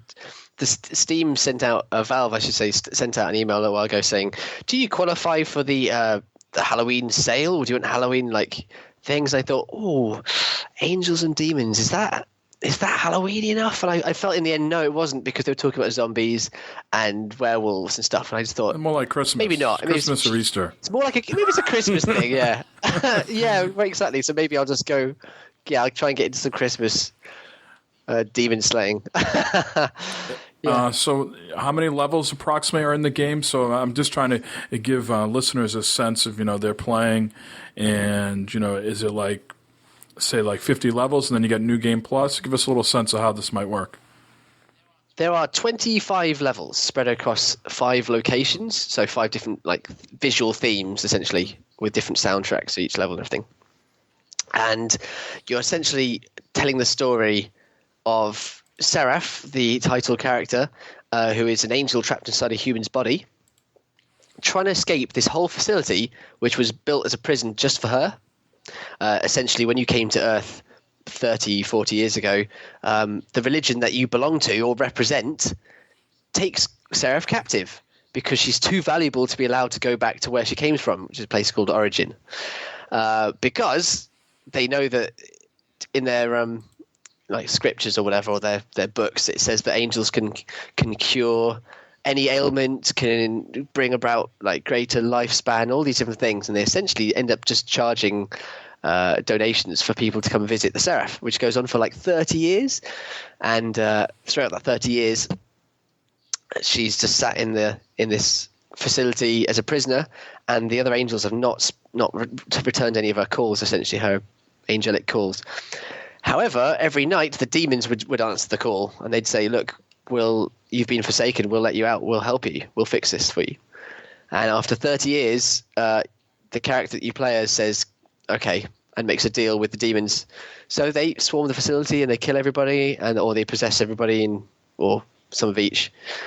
And it becomes clear that it's not a friendly deal, and the Seraph is now just trying to blast her way out using a variety of guns and weapons. And I'm sure the question was not that at all. Now I remember what the question was, which is let me pause you there for a second. How does one come up with that story? Is that something, you mentioned, you hire freelancers to be nimble and things like that. Is that you hired someone that could write a story, or is this a story that you had kicking around in your head, or is this actually taken from something that's somewhat real and you've changed it up a little bit? It's a good question. I have to say, I'm quite ashamed to say this, but I have not hired a writer for Seraph, and it is purely just down to the financial realities of being an indie dev. As in, you've got to make cuts somewhere, and I just we haven't got voice acting, for example. It's just all text based, and yeah, a lot of people would love voice acting. I'd like to see voice acting, but it's just one of those things that you could spend 10, 12 grand on that, right. £12,000, $15,000 doing that, and it would add to the experience, but it's not essential to convey the kind of action-based game. So instead, I wrote this actually over a long time while we were waiting to get funding and everything. So I was just busy writing away beavering away this story. And what I really like about it, and also the story in Ironcast, is there's no good and bad people. It all feels very grey. And I'm always a big fan of stories like that, where, you start off in the game thinking, well, I'm an angel, I'm awesome. But it becomes quite clear, obviously what I've just told you there is divulged within the first 10, 15 minutes or so. So you kind of get that It's not a spoiler. But you just get this feeling that maybe Seraph is not squeaky, and maybe it was a bit selfish what she did. Or is she actually fighting the good fight, and maybe this is a good thing? And, who are these other characters? Are they here to help you, or are they also out for something? And I like grey area stories. They make them more interesting to me. Now, is there any sort of customizations with Seraph? Does she start out in just like some one outfit, and then you earn stuff and can change it, or does it stay static all the way through? How does that work? No, she always stays visually the same, except for if you do what we call rebirth, which is where it's a bit like Call of Duty's Prestige mode. Yep. If you have finished because we have people who've played this game for 300, 400 hours now. If you've completed all of your skill tree and all your unlocks, you can basically throw it all away in exchange for 3% extra damage and 3% extra health and a cool halo that she gets around her head, and the halo changes color based on how many times you do it. So that's the full extent of the visual customization. But it's something I would really like to revisit. I love games with skins in, and it's nothing cooler than looking slightly different to someone else and having your own personal touch. Sure. But again, something we just couldn't look at affording while we were producing the game. Just there were so many other things worth spending money on first. Now, you mentioned there was 25 levels. That's right. At a particular point, do we stop seeing new content, or throughout the 25 levels are we going to encounter new enemies, unlock new weapons along the way, or at what point does the content stop becoming new and it's just about improving your skills? That's actually a really good question, because I can talk about the dynamic difficulty with this one. Well, for a start, each level is randomly put together from hand-built chunks that I've created. So I created 120 or 130 different room shapes, each having a bunch of things that could be there or not there randomly as well. So like crates or walls or pickups and everything. And so the levels are always going to feel different. So that's one thing. The enemy types that you see is actually dependent on the difficulty of the game. So you start off seeing 2 or 3 enemy types, and as you get better at the game and as the game gets tougher, we start to unlock new enemies. And in the end, there's 7 enemy types and 2 major bosses. Yet we also start adding in different flavors of enemy. So we take one enemy type and then we say, now here's the purple one, and the purple one has an aura which buffs everything around it and also is super resilient to gunfire, but however it takes double the amount of holy damage. And now there's red ones which attack and move twice as fast as others. So we start adding all this stuff in, all these different abilities as you get better and better. So imagine you played the game for 5 hours and you weren't particularly good, and then you played the game for another hour and you'd got much better. You'd see a whole different bunch of enemies you've never seen before. And that would be like, that's quite surprising. That's quite interesting, considering how, what's lean we had to be with our content. That we got a lot of bang for our buck, if you know what I mean. Sure. Which is good. Is there a particular target audience you guys are aiming for this? We already talked about the speedrunners, but beyond that, platformers, people that are drawn to that, shooters, a little bit of both? Yes. Probably people who enjoy a good Castlevania, even though this is not a Metroidvania, but who enjoy Castlevania games, people who enjoy skill-based platforming. People who play things like Strider was a good one. Mm-hmm. If you play, or Striker, I think it's called Striker. Sorry, not Strider. Striker, or let me think. Bayonetta, a bit of Devil May Cry. Definitely, you could definitely target those people. People like me who play all of these games I've just mentioned and enjoy them all. Excellent. But yeah. I wouldn't say it's a story. It's not a story that's going to set the world on fire. I'm proud of it, but it's not like the kind of epic revelations you get from some of the AAA, the beautiful AAA, those kind of things. But it's cool. So we mentioned it's already out on PC, coming out tomorrow on PlayStation 4. Our right. Xbox One guys and girls are now sitting in the corner with tears in their eyes, wondering when are you going to bring this? When are you bringing this to the Xbox One? Is that a possibility at some point, you think? Oh, it's definitely a possibility. We'll just have to see how it goes, basically. Sure. See how it goes. It's a case of, it sounds really cynical, I just like being honest, is that if it does really poorly, for example, on PlayStation 4, I have to decide whether it's worth it, or maybe there is a bigger audience on Xbox, or maybe there's no audience on Xbox. It's just really tricky to know. So every decision requires looking at, I guess. But there's absolutely no reason we could make it run on an Xbox One, because it ran on PS4, and we're not tied to the platform in any way forever. So, So the game's already been out on PC, so I imagine those pre-release jitters are not as prevalent as they were when you first putting the game up, but still a little. What are you feeling the night before of a release? So is it something where you're just double checking the code, or is that ship already sailed? What's? Oh yeah, it's best not to do that at this stage, because if you've got no hope of changing it. I actually feel very relaxed. You're right. I think because it already came out, and I know that it's like, I don't know, it's 90% on Steam. I can't remember, 89% or something. Basically, 9 out of 10 people really enjoy the games. That has already made me feel that, it's the same kind of experience on PS4 as you'll get on PC. So it does sort of indicate that it's likely to be the same happy launch. But I have absolutely no idea on sales, because you have no clue. I have no clue if we've done the right thing in marketing. I have no clue if we've done the right thing in how we get the word out. We'll have to. We'll just find out tomorrow. Yep. But yeah. Let's just project here. Long term, the game does great. Really positive. You get a chance to add some new content to the game. Is there something that didn't make the cut that you would? We're not going to hold you to this, but let's just say, in a perfect world, something that didn't make this release, but I would really want to get this in, whether that's, co-op, having 2 Seraphs out there at the same time, or whatever. Is there something that you would like to bring to this game at some point? I really would like to bring different looks for Seraph. That was one feature we were going to do. We were going to bring new costumes and outfits and things for her to wear, which is really, really cool. There's a couple of extra weapons I wanted to work on that were more experimental, I'd say.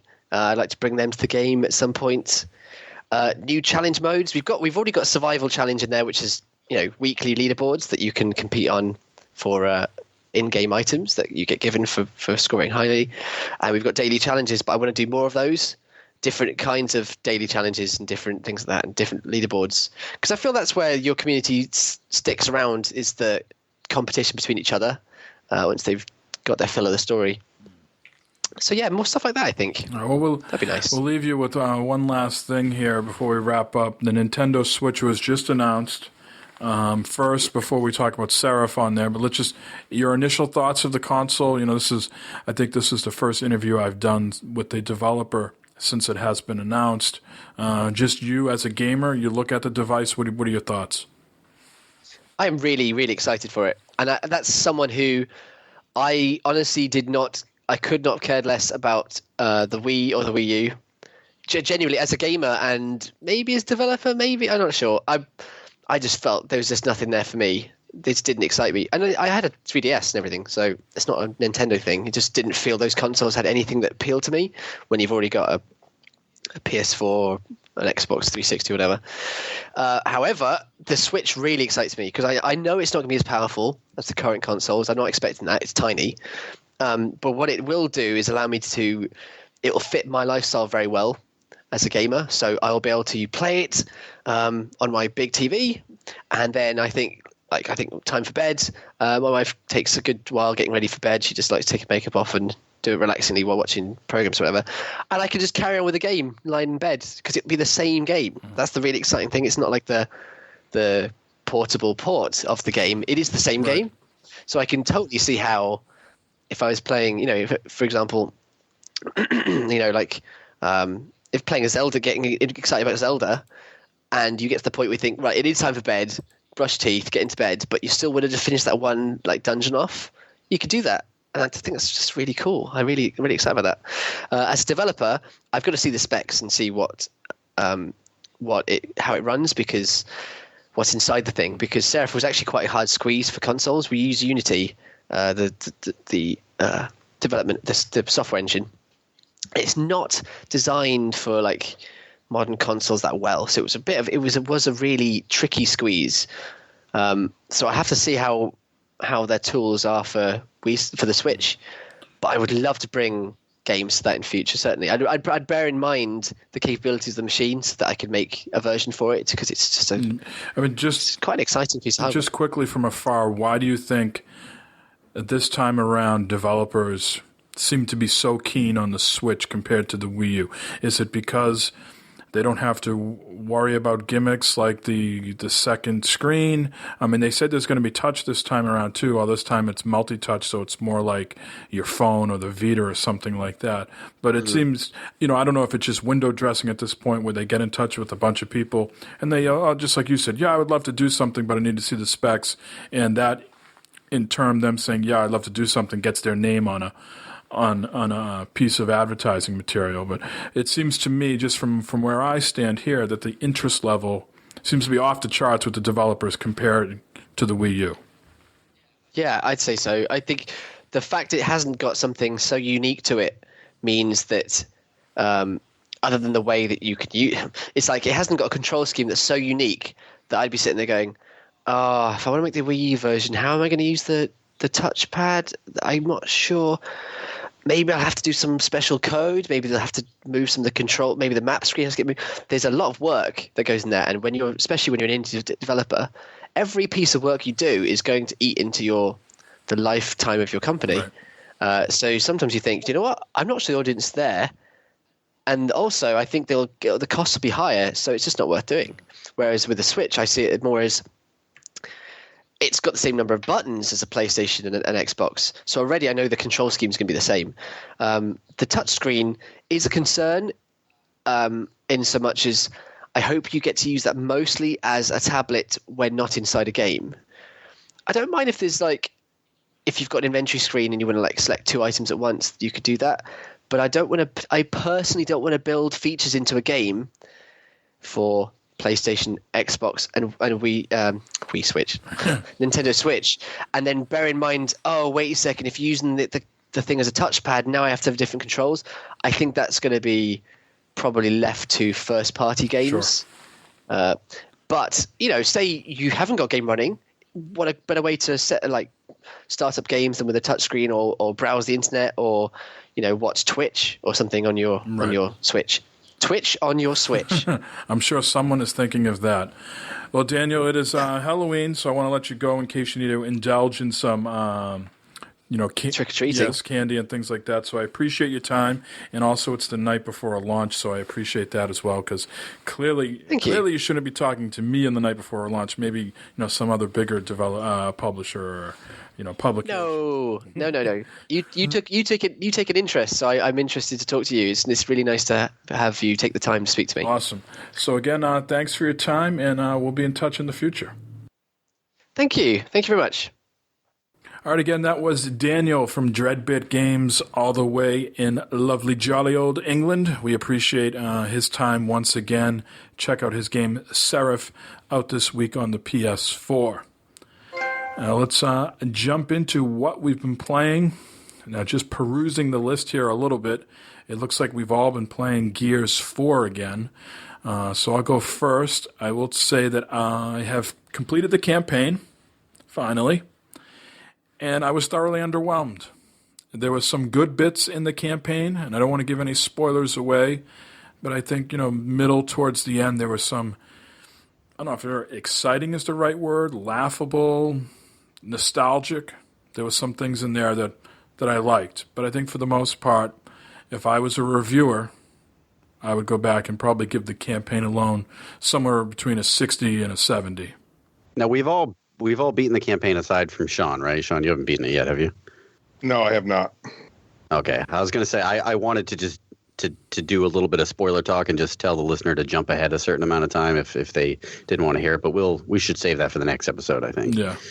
I was just underwhelmed overall. I think if you took out all the action, all the horde mode stuff, the story could be told in 30, 45 minutes. Maybe even that's overestimating it. A very condensed story spread over, what do you think it took, about 8 to 12 hours, depending on your skill level? I think about 8. I mean, the whole story took place in one night. The whole thing in story was one evening. There were no cutaways, no jump aheads as far as, except the tutorial. The tutorial, which I thought was some of the greatest part of the whole game, because it was like early flashbacks to like, what was it, E-Day and stuff like that. I was a little disappointed in myself that I didn't put 2 and 2 together to figure out the robots. Oh, yeah, me too. But I think they did that on purpose. No one really dwelt on the name very much. But how did you feel about? I don't want to say anything to give away any of the ending, but how did you feel about that final boss fight? I thought it was one of the easiest fights in the game. Yes, it was. I thought the for a reason. It still could have been challenging, though. I mean, we have to stay vague, but it still could have been challenging. But it was. The part leading up to that, I'd say the 2 levels before the last boss fight, fun as hell. I think that was some of the most fun in the whole game. And I kind of enjoyed it, but I mean, we'll get into more spoilery next time. Yeah, I thought anytime you had to fight a carrier, that was more difficult than the final boss. Oh, God. Oh, yeah, those were horrible. Yeah. But yeah, to move on, Gears campaign is done. It's behind me. I have some mild interest in replaying it in co-op to see if it's any more enjoyable, but I've sort of been there, done that. At least that's what I'm feeling right now. I think that'd be fun in co-op, especially, running into some of the larger bosses and stuff. But I think you could probably blow through quickly. Sean, you're doing it in co-op with Holy Headshot, right? Yep, me and Holy Headshot. I'm having a good time with it, but like we discussed for the podcast, it seems like horde mode is mixed in the middle of story mode. It's kind of weird. I'm not sure I'm digging that too much, but I mean, I like it so far. It looks nice. Looks pretty. I will say, sure. Corey, you gave me the advice on the last horde mode to sort of stay in the little area that you spawn in with the frag box there, the fragment, fabricator. Fabricator. Let's call it the frag box. The fabricator. That was a good theory for a while there, but the problem is the stupid AI, your teammates wander off and think they're, the original G.I. Joe, and you have to go out there and rescue them when the snatchers come in. That was the only downside to that whole strategy. Oh, because they were if they get stolen, it ends the game. It's like so-and-so was killed, and that's, of course, so I had to do that like 4 or 5 times before, just by luck, the AI the next time around didn't stray too far away, and they actually took out a lot of stuff on their own. But for a while there, they were just running out way out there, and they weren't staying at the home base. I was like, what the hell? What you were playing it on normal, right? Yeah, just whatever the out of the box setting is. That's odd. Yeah. I kicked it up 1 notch, and I know that increases the intelligence of the enemy AI. Maybe it increases the team AI intelligence too, because I did have them snatched a couple of times, but I didn't have as hard of a time with it as you mentioned. Like, my teammates didn't seem that stupid. Like, it would happen. It happened occasionally, but typically they would stay with me. I actually relied on them to up me a bunch of times. If I stayed in cover, I found that they stuck around me. If you started running willy-nilly, they'd kind of follow you, and then when you went back, they would kind of veer off. So I think, on the hardcore difficulty, I almost even want to say that I died so many times there that they didn't even give me the snatcher the second or maybe the 5th or 6th time I was trying it. I want to say there was maybe a Swarmac or a carrier that they might have switched it up on me at one point. Really? I can't remember that. I'm not 100% sure on that, but there was something easier about it the time I actually beat it. And I was like, oh, thank God they didn't give me the snatchers. The biggest thing I had a hard time with was that effing lightning. Didn't have, not on normal. Nothing. Yeah, hardcore, man. I'm literally 1 hit, you were all done. Yeah, the lightning was really tough. I think it was like the last time I ran into the lightning, I figured out a pattern and I managed to get through it my first try. But yeah, like Jay said, I was getting killed left and right in it because it would just overwhelm you, and you didn't even have to be in the center of it. It would just kill you.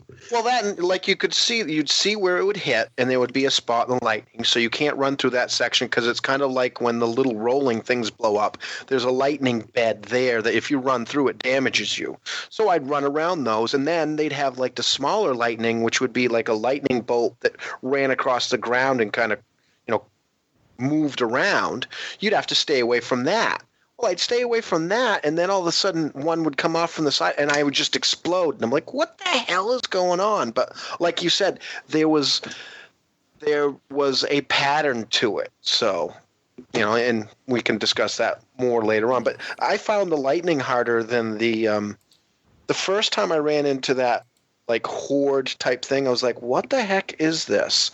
And it kind of frustrated me. And then I kind of got into it after that, especially after we'd played some horde, because it plays differently. And it was kind of like being able to play horde single player. So I it was a little bit enjoying it. If you played horde, it was like a little bit easier than horde mode. Yeah. So if you were like a horde veteran, it did get a little bit easier after that. But those were like my least favorite parts of the campaign when it made you play horde. I'm like, come on, I could go play this if I wanted to. Yeah, and there was no story there. I rage quit the game twice. The second and third time it did the horde stuff, I was like, fuck this. Turned the game right off. Went back to it a day or two later. The third time was hard. So now, Sean, how far into it are you and Headshot? I think 3, chapter 3. I think. Act 2 or Act 3 through, or Act 2. No, we're probably Act 2 then. We're going through where you go in right after the lightning storm. You get into the town, into the city, Yeah, and then you're going in. Go. Yeah. Oh yeah, you're okay. You're in the beginning. Holy smokes. Yeah. We picked up the fabricator, got that, and then yeah, we were you're in the beginning. Way out, so yeah. Have you ridden a motorcycle? Not yet. Okay, I have questions about that section as far as co-op goes, but I don't want to spoil anything. They always. It's a Gears game. I mean, we're talking about the other stuff, but I guess I've got to say that it follows the setup of a Gears game. There's got to be a vehicle, whether it's good or not. You've got to have those. The horde thing was a new thing that they threw into it, which was almost like they were training you. So that was the new thing. But a lot of it really, I mean, if they that was in Judgment though. Judgment did that a lot. They actually scaled back from Judgment as far as like. Did they? Okay, yeah, it's been a while since I do some horde. I will say this: that I enjoyed the campaign of Judgment way more than this. You think so? That had a lot of horde segments. Did it? Yeah. Well, I mean, I didn't beat Judgment. Jay was kind enough to give me a code before 4 came out because I was fiending to play some Gears, and I probably about halfway through it. Yeah, and I was running into those horde segments like left and right. I felt. I enjoyed Judgment. I really liked the kind of the side story stuff. It was very story intensive the way it was told, but it didn't. It didn't feel like the Gears, 1, 2, 3.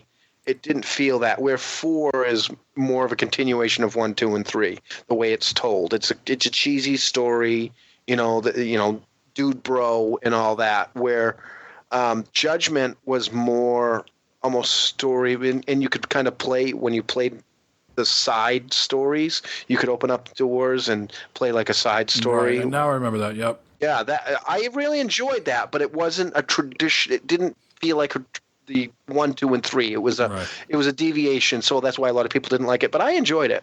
I think I enjoyed it because I did it all co-op. I think I did it with either you and Aaron or you and Tina. Yeah. I think it was. We played the groups, and it made the fun. So speaking of that, I played horde mode with those guys last night, and we were playing it on normal instead of casual. And yeah, we didn't do so hot. Although pretty funny though, Tino and myself and a bunch of randoms made it all the way to level 42, and we weren't doing so bad. We got to 42 on normal. That's pretty good. And then Aaron wanted to jump in, and Tino was like, "All right, fuck it, let's just start a new one with Aaron." And I'm like, "Those people must hate us right now because we went from 0 to 42 with them, and then we quit, and then it was just me, Tino, and Aaron, and a bunch of randoms to fill out the thing. And we couldn't get past level 20. There was a, what do they call those helicopters? There was a helicopter that came out. Oh, yeah. And you could shoot the engines. And only one person was left. All of us were dead, and we couldn't get past that section. So it was pretty late anyway, so we called it a night. Other than that, a lot of conquest on Battlefield 1. Really enjoying that and not doing so shabby. So, yeah, I keep going back to that, playing a lot with the Dad's Getting Grounded guys, playing with Devious Mr. Matt from the 40 cast. So I may have to pick that up. And you guys are all playing on PS4, correct? Correct, yep. stuck my toes in a little bit today on Titanfall 2 on the just a campaign. And I will say the gunplay right now is, it is really tight and on par with something of Destiny. You think of Destiny as a great shooter. The guns, at least in the campaign, not inside the Titan yet. I haven't got to that point. I'm just very early in, maybe the first 15, 25 minutes. And just the gunplay for the soldier on foot, excellent. So I look forward to going back to that. But again, the campaign is supposedly only around 4 to 6 hours long. Oh, really? That's short. That's short. Yeah. But their gunplay, they know how to do it. They do a very good job. That's why, even like I said, I could go back to the original Titanfall and play that, and I would enjoy myself most of the time. I really enjoyed that. That's why I would like to try this, but I'm like I said, I'm going to wait until I finish. And then the last thing I've been playing is Pirate Pop Plus. What? Now, this is a game that cost me a console today, so I'm a little aggravated, but it's not the game's fault. So this is a retro-style arcade action game that sort of harkens back to the Game Boy days. So I was trying to play this on my Wii U in the office, and today, for some reason, unbeknownst to me, I have a terrible case of the dropsies. I've dropped a million things today. I don't know why. Maybe just because I'm another year older. But I dropped my Wii U gamepad, and now half the screen only shows up, and the other half of it's all like, not full, vibrant colors. It's, faded. So that cost me a console. And luckily I have another Wii U. My kids have a Wii U, so I installed it on that one. And, it's just it's a retro-style game.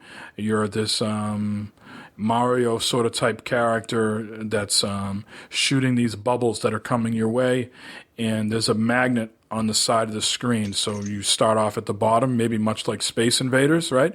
So you're shooting this, looks like some sort of chain to pop the bubbles, and then all of a sudden the screen will shoot you to the side, the magnet will go that way, and you just your perception of the game changes a little bit.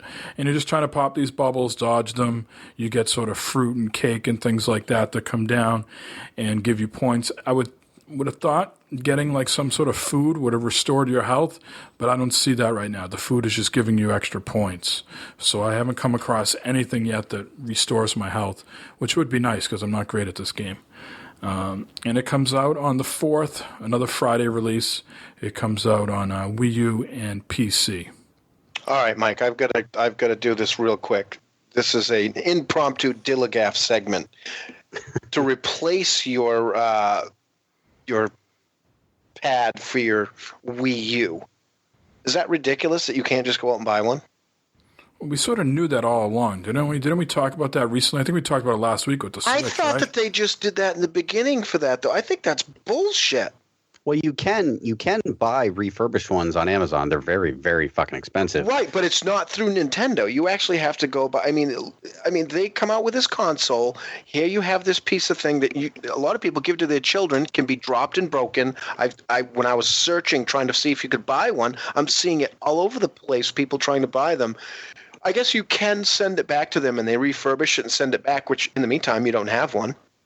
Yeah, I mean, you can also play with a Pro Controller. You can buy those Pro Controllers, or you can play with the Nunchuck and Wiimote. But I mean, yeah. I prefer that big, touchscreen controller when I'm playing with my Wii U. So yeah, it's really weird. Now, correct me if I'm wrong, Corey. Is it true that if I use the Pro Controller, there's still some things I won't be able to get access to, or are all the things up on the screen? I was reading some threads some threads were saying like the settings thing. Right. Could only be accessed on the Wii U gamepad. Like if I just forego the gamepad and just put everything on the Pro Controller, am I going to be able to get into the settings and everything like that? I haven't tried it out yet, so that's something I have to look into.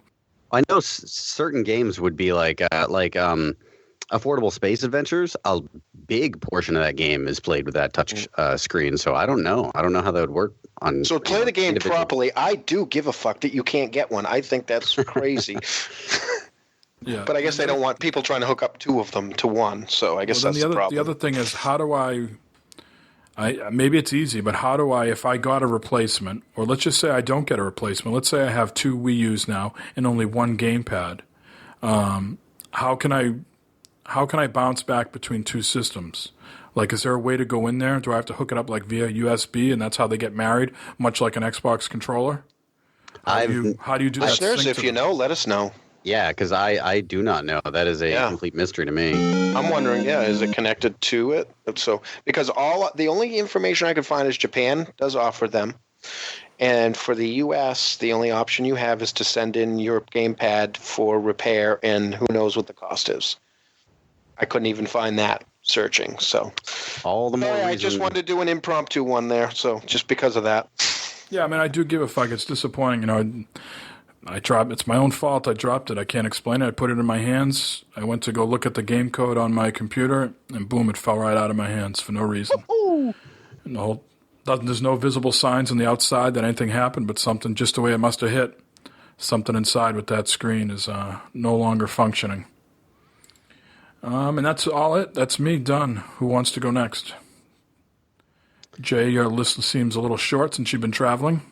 Yes, in case anybody didn't know, my parents moved to West Virginia. They lived there for 10 years, and we finally moved them back to Maine. So I drove down there 16 hours down one way, and then took me, we stayed overnight halfway and came back. So due to that, before I left, we talked Gears already. I'm continuing on with Rise of the Tomb Raider, nothing really different, still playing that. Some parts of it kind of frustrate me a little bit. It does have some little glitches in it. And I guess my biggest issue is just I never know where I'm going because the map is so full of points that you need to go to. I mean, you just hit the button and it'll give you your waypoint, but I'd almost rather just have an arrow that tells me which direction I should be going in. But either way, I'm continuing on with that. I am enjoying it. It looks beautiful, so... and I'm trying to get everything upgraded, and the collecting stuff, trying to do the upgrades seems tough. So I'm wondering, I must not be very far in because I don't have a ton of stuff. Either that or I'm just not collecting enough. So there's that. And then the main thing that I had been playing is, at night after we've been packing for 16 hours, I've been playing Sparcade on my iPhone. And this is kind of not difficult to explain, but it's odd. It's some of the older arcade games. You have Pac-Man, Tetris, Wheel of Fortune, and I can't remember what the other one was now. You can play these, and you can actually, what it is you can play for money against other people, which I'm not doing. Because you do have the option to play these things for in-game credits that you earn for playing. If you play 10 times in a day, they give you a bunch of credits. But I wanted Tetris because I didn't have Tetris on my phone, so I wanted to play Tetris. So I've been playing a lot of Tetris with this. The other game is Solitaire and Scrabble.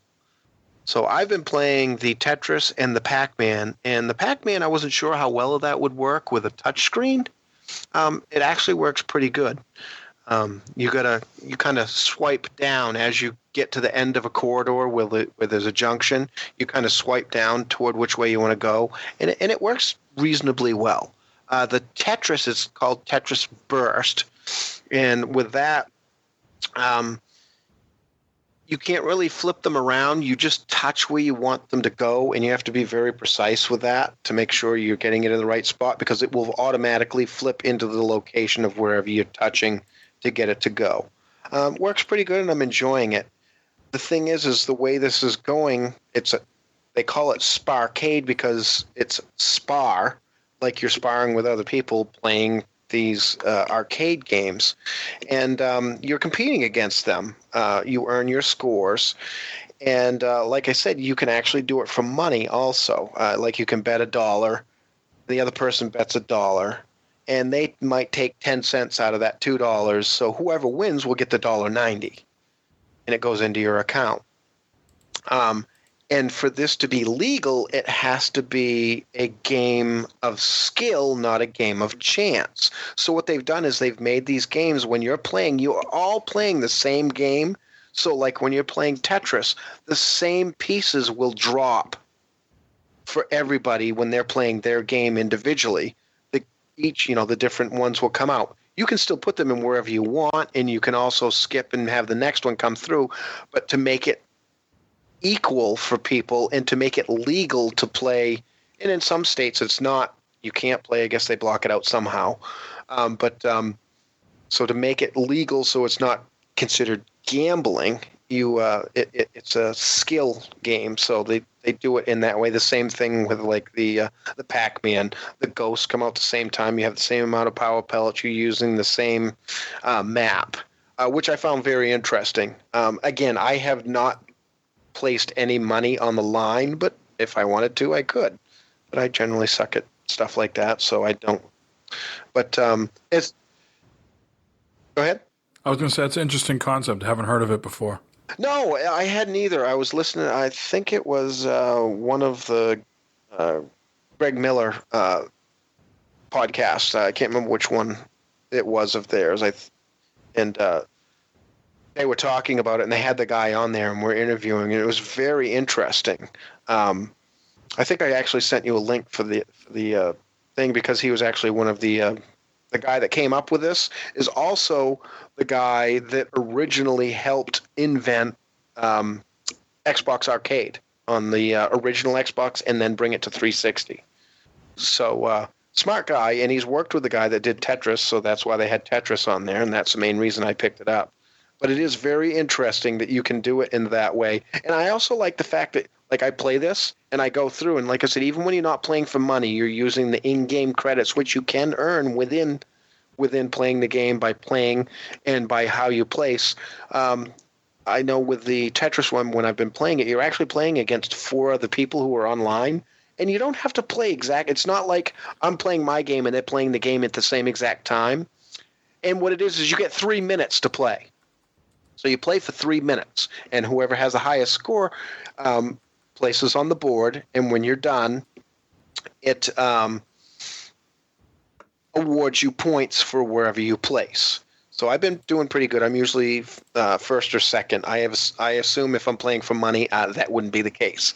Those guys were probably a little more hardcore, and also I've been playing some of the others. Like I said, the Pac-Man was all right. I haven't tried the Scrabble or the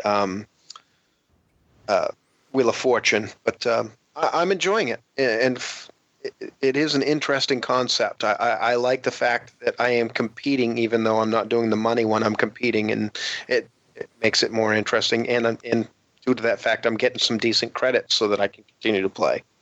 And that's what I've been playing. Corey, how about you? You want to go next? Sure. Mine is short and sweet. Gears 4. I don't want to rehash any of that. I have been playing a lot of the Versus, though. So if anybody else out there prefers the Versus over Horde, hit me up. I'm Catwood on Xbox Live. Flame in the Flood. I was just at work, and I suddenly got a desire to play this game, and I came home and just sat and played it, and there was something very, zen about it. I just like to get into the flow of it. It's got a really, really cool soundtrack. So I've been playing that. My 2-year-old daughter came in and watched me play it, and she got really into watching it. So every single day she's been like, let's go play Flame of the Flood. So I sit there and play it for a little while she watches. So I've been playing that and a little bit back into Ark, but I don't need to bore anybody with how my addiction continues. So Sean's got more exciting things to talk about as far as Ark goes, so I'll let him do that. That's pretty much it for me. All right. Go ahead, Sean. All right, so Gears 4, obviously, but I'm the noob here, so apparently I'm not that far through. So I'll have to work on that this week with Holy Headshot. Hopefully we'll get some time to play. What are you guys playing on, just out of curiosity, what level? Is it normal, hardcore, or? Probably out of the box. Out of the box, okay. I didn't change anything with that. So I picked up Farming Simulator 17. It's a really nice, they did a really good job, and they made it more difficult now, so that was cool too. So it had a little bit more of a challenge to it. Is there any options to be to fight against Monsanto or to be owned by Monsanto? How does that work? Yeah, no, there's no fighting, just farming, sir, just farming. No protesting against the man. No protesting. As a matter of fact, all the NPCs, they just walk around and they don't say anything. You can run them over and then nothing happens. So it's really not they could care less, I guess. Now, I have a question. Do you have a choice of growing the weed? No. No, okay. There's no weed in the game, no. Unfortunately not. Well, I figured it'd be a good cash crop, so you never know. No, I've got about 3 hours in, so I've got a decent amount of time in. It looks pretty. It looks a lot better than not a lot better. It looks better than 15, and it has a lot more options, and it makes it a lot more complicated. They actually added a whole bunch of stuff in. You can drive the trains now that you used to be able just to see as they were going around. You can actually use the trains as a ways of getting stuff around the map. Supply grain and stuff like that. They've also put in a lot of how do I put this? Things you can do with your animals. They made it really like when you're doing the and not the way you guys are thinking. Just so we're clear on that. Fucking disgusting. Yeah, goddamn right, it's fucking disgusting. When you have animals and livestock, they make it so that it's more difficult. There's a productivity. There's all kinds of options. I could go through it all night, but I'm not going to do that. But I will be putting a review for this up when I get it written. Once I get into the game a little bit more. It's lonely out there on the farm. It is, but let me tell you how lonely it gets. It's beautiful when you play a lot of Ark like I do. So there we go. This is my guilty pleasure game that I don't have to worry about dealing with anybody. I just go in, and I just play. Is there any are there any mini games yes, like cow milking mini games or anything? Well, there is actually mini games in there. There are challenges you can do. Get this field plowed, get this fertilized, do this, do that. So there's a bunch of mini games in there. That you can do throughout the world. I think there's 4 different farms, including your own. So you got 3 other farms working at the same time. So it makes it a little more interactive. The animals actually look like animals versus the cardboard cutouts, which is what 15 had. They actually move around a little bit versus just standing there. So is there any mini game where you can be condescending to other people because you get up earlier than them? I don't believe so. Farmers get up early, right? I'm sorry. Yes, they do. But I got a question about the trains.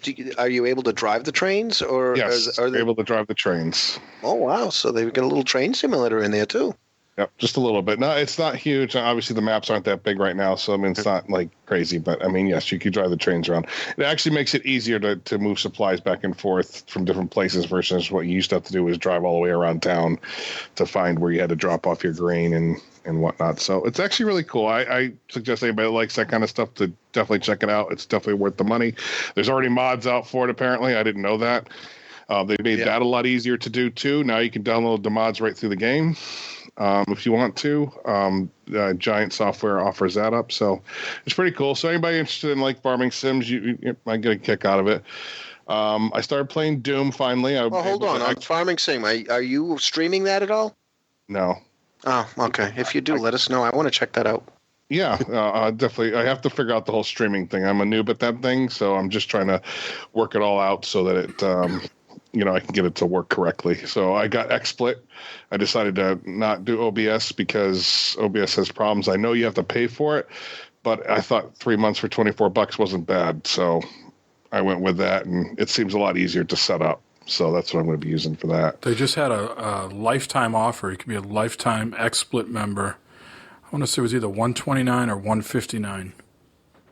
Lifetime. Oh, really? I didn't see that. Lifetime license. I'll have to take a look. All right. So then I started playing Doom, which is cool because I can finally play it now without it looking like 1 frame per second as I'm trying to shoot things that are coming at me.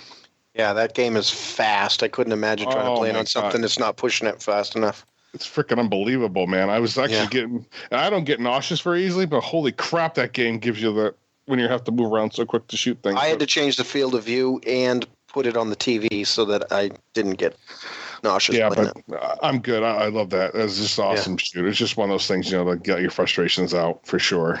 And then I played Ark for the Halloween event. Wildcard every year they do seasonal things. So they did Halloween. They did promise everybody that they were going to be able to play as werewolves and vampires. Unfortunately, they did not get a chance to finish that up, and I'm going to guess that's because they pushed out Scorched Earth before, which is probably the reason why they didn't ever finish this up. Plus, Jeremy and his wife were out of country doing something, so they said they couldn't finish it up. So I guess they're working on that now. It's out for PC. It is not out. You can get like the clown masks, right? That's you can get the clown masks. You can get the there's a vampire mask, a werewolf mask. They did all the masks. They put those in. Yeah. But they just didn't make it so that you could actually become those creatures. But they did change the game. The game changed to fall. Now it's fall in the game. It'll soon be winter in the game because they'll do that too. But it's actually pretty cool. There's a dodo wyvern, which is entertaining to say the least. It's got a dodo head on a dragon, pretty much. And all the dragons have different characteristics. There's a flame, a poison, and a electric dragon, and that has all three of those in it. So it's very dangerous. It's like 500. It's got 666, 666. That's its health. Jeez. So if you want to take one of these things down, you really got to have something pretty powerful. And, it's got all the decorations, pumpkins all over the place, scarecrows and stuff like that. It's pretty neat. If you have Ark, you should check it out for sure. But it has not come to the Xbox yet. That's coming this week, I believe, if I read that correctly. And then they will still get a full week because usually it's only a week event. But since they didn't get it right away, they're going to be a little bit delayed with that. But they'll have a full week to play with all the Halloween stuff. And how do you play? Is it just it's automatically in official servers, right? Yeah, it's just in. It's just there. Okay. It's just like a they put it in and take it out. It's like a DLC type thing, I guess you would call it. I don't even know how to really explain it that well. But if you play it on a private server or like if you're hosting your own, is it automatically in as well? Mm-hmm. Oh, yep. Okay. Because it's an update. Yeah, they're all updates, so you can get it on your. So that when the server we were talking about goes up, all this stuff will come with it. Okay. So, but that's it. All right, let's move on to the notable releases this week. Coming out again on a Friday is Call of Duty Infinite Warfare. Remember, you must pre-order the game in order to get the Modern Warfare remastered stuff. So that will be out this Friday. For the 3DS, Mario Party Star Rush. And for PC, this is a game I'll be playing. It's called Owl Boy. And hopefully have some stuff to report back on that later in the week. And of course, for the more obscure titles, follow us at Gamers in Beta on Twitter. Usually I dump a lot of news items on Tuesdays and Thursdays, so make sure you're following. You guys are following along at home, right? Everybody say yes. Absolutely. Absolutely. Quick question for releases. Has anybody played the Hitman game that's coming out episodic? No. Yes. No. Yes. I take that back. Yes, I have. I've heard it's really good. I didn't like it. I didn't like it? I didn't like it because it was... it was like rinse repeat type stuff, right? It's like you have to figure out the strategy to do the objective. It wasn't. I'm more of like tell me a story, and it was more like It's more like to hear the guys over in this room. You got to get past these guards. You got to kill the guy and then escape. And that's a very high level, simplistic way of explaining it. But to me, I could feel like that would get old after a while. Well, I heard that you can do it different ways, and that's what people are really enjoying about it. You can complete the missions or the hits differently. And the reason I mention it at this point is episode 6 is coming out, Hokkaido or whatever. But I am hearing some good things from people that they're really enjoying it. There was a demo out that you could play the first level. Really? I'll have to check that out then. I'm not sure if that was a demo or if it was a beta or what it was, but when the game was first releasing, you could play that first like cruise boat mission. I'm going to look for that because I love the old Hitman games, but I haven't got involved in this new one. But I have a lot of people on my Xbox Live friend list playing it and like raving about it. But I do have a lot of masochist friends as well because I hear it's very hard and very punishing. But like what you were describing, just here's an objective, get there and do it any way you can. That sounds very appealing to me. I might actually look into it. Yeah. Well, it wasn't for me. I'm not saying it's a bad game. It wasn't for me. And I'm not sure how many people were thrilled about the episodic nature of the release. Yeah. I think that's what turned a lot of people off. But from what I'm hearing from a lot of people, and this is social media and other podcasts, and everyone that has played it has had positive information on it, is that's actually what's making it interesting, because you can you get the new things, and especially where they put out like a one-time hit that comes out, and you have to you get one chance to complete it and try to kill that target, and it's making it interesting. But hopefully that demo's out there, and I'll try that. All right. Let's move on to the news items here. We're running kind of long, so let's see how quickly we can get through these. But certainly chime in as you have thoughts, guys. First up, Evolve. Turtle Rock is no longer working on Evolve. They, of course, are a studio for 2K, so 2K pulled them off this project, which means Stage 2 of Evolve will not be coming to consoles. This does not mean that the Evolve franchise is done. If you follow 2K at all, they very much say Evolve is part of their ever-growing portfolio, and we will see an Evolve 2 at some point. Turtle Rock will not be the studio doing it. Turtle Rock is moving on to another project, which they could not share at this time. As they should, because they've beat the hell out of this game, and they should not have. And they were also the people that worked on Left 4 Dead, so this is a studio that knows how to make games. Yes. Curious to see what they'll do next. Moving on, Respawn confirms once again that all maps and modes for Titanfall 2 will be free. Their sort of mantra with this is, remember, when you buy a game, you're getting everything. So their tweet exactly said, remember, when buying a game, it got you everything. Another reason Titanfall 2 is different. No season pass needed. Which is smart for them, because everything else, everybody, we've been mentioning that they're launching in between these other shooters, Battlefield and Call of Duty and whatnot. Those ones require passes and stuff, and you can fall behind. Yeah, so, it's a direct shot at their competition, and I think it is a smart thing to do. Yeah. So their direct quote from the statement, no season pass required. This means no splitting up the community, and all it starts with the legendary Angel City map remastered from the original Titanfall. This means once you've purchased Titanfall 2, your investment includes a full single-player campaign, the full multiplayer maps and modes, and long-term support with no hidden cost.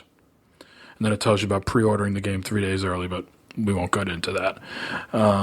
So yeah, jump on Titanfall 2 if you are so inclined. So far what I'm playing is enjoyable. Bethesda, shockingly, has an issue with Skyrim Special Edition. Supposedly the audio is not up to snuff. Some people say the audio sound has been downgraded, that it is worse than the original. I hear it's really bad on the Xbox One, too. Yep. Bethesda is working on this, and they hope to have a patch out very soon, like all the games they release. And but I think this is really not a surprise to anyone that a Bethesda game has some issues right out of the gate. Yeah, I've still got to download that on the PC. Where I've been gone, I didn't get a chance to, so I'll be downloading that and upgrading soon. Let's segue over to PlayStation here. If you remember a little while ago, there were some crude images that came out of people saying that there was going to be a PS4 Elite controller that looked exactly like the Xbox Elite controller, except it was in the shape of a DualShock 4. And I said, I don't know how that would possibly exist. That looks too exact from the original. So I was correct. That does not exist, but what does exist are some third-party manufacturers coming into play here in developing their own sort of pro or elite controllers. And one company is called Razer, which we certainly know, and the other is called Nacon, N-A-C-O-N. And, the controllers look interesting. The Razer one is certainly more in line with the DualShock 4, meaning the thumbsticks are in the usual place, where the other brand has the more offset, like an Xbox One controller. Now, one thing I'll say is that these are not wireless controllers. No, they don't do them. These controllers have to be plugged into your PlayStation. The wire does come off the controller for storage purposes, but you cannot play it without the USB cable. What? Yeah. They are wired controllers? What kind of madness is this? What is this? Because 90s? they're making it for tournaments, and in tournaments you can't use wireless. So these are intended for pro. I guess you would call right. Which again, on the other end, we do that too. We end up buying them for that reason because they're supposed to be high quality. Razer also made some controllers for the 360s, and a lot of people really enjoyed those. And again, those were also wired. They look very like we have the images here. I don't know, listener, you'll have to look up the images, I guess. But is it just me, or do they look very much like an Xbox One controller? They really remind me of Xbox One controllers. I was just going to say that they kind of look like Xbox controllers. Well, one of them they have the offset. Is it the offset sticks? Like Xbox. Yeah, the left one is higher and but more they're bigger and bulkier than a DualShock. Both of them more in tune with the actual footprint of an Xbox One controller. The one that doesn't have the offset dual sticks, are those actually dual sticks? They don't look like dual sticks from that overhead image. They look like almost like little mini touchpads to me. I don't know if they look weird. If you go on the Razer site, you get a little bit better view of them. Okay. Yeah. They look like sticks to me. Moving on to some Xbox news. There is a couple new maps coming out to Gears 4, the multiplayer. That's going to be coming out on November 1st. Now, this has some weird season pass stuff going on here that I'm not quite sure if. Maybe you guys can help me out.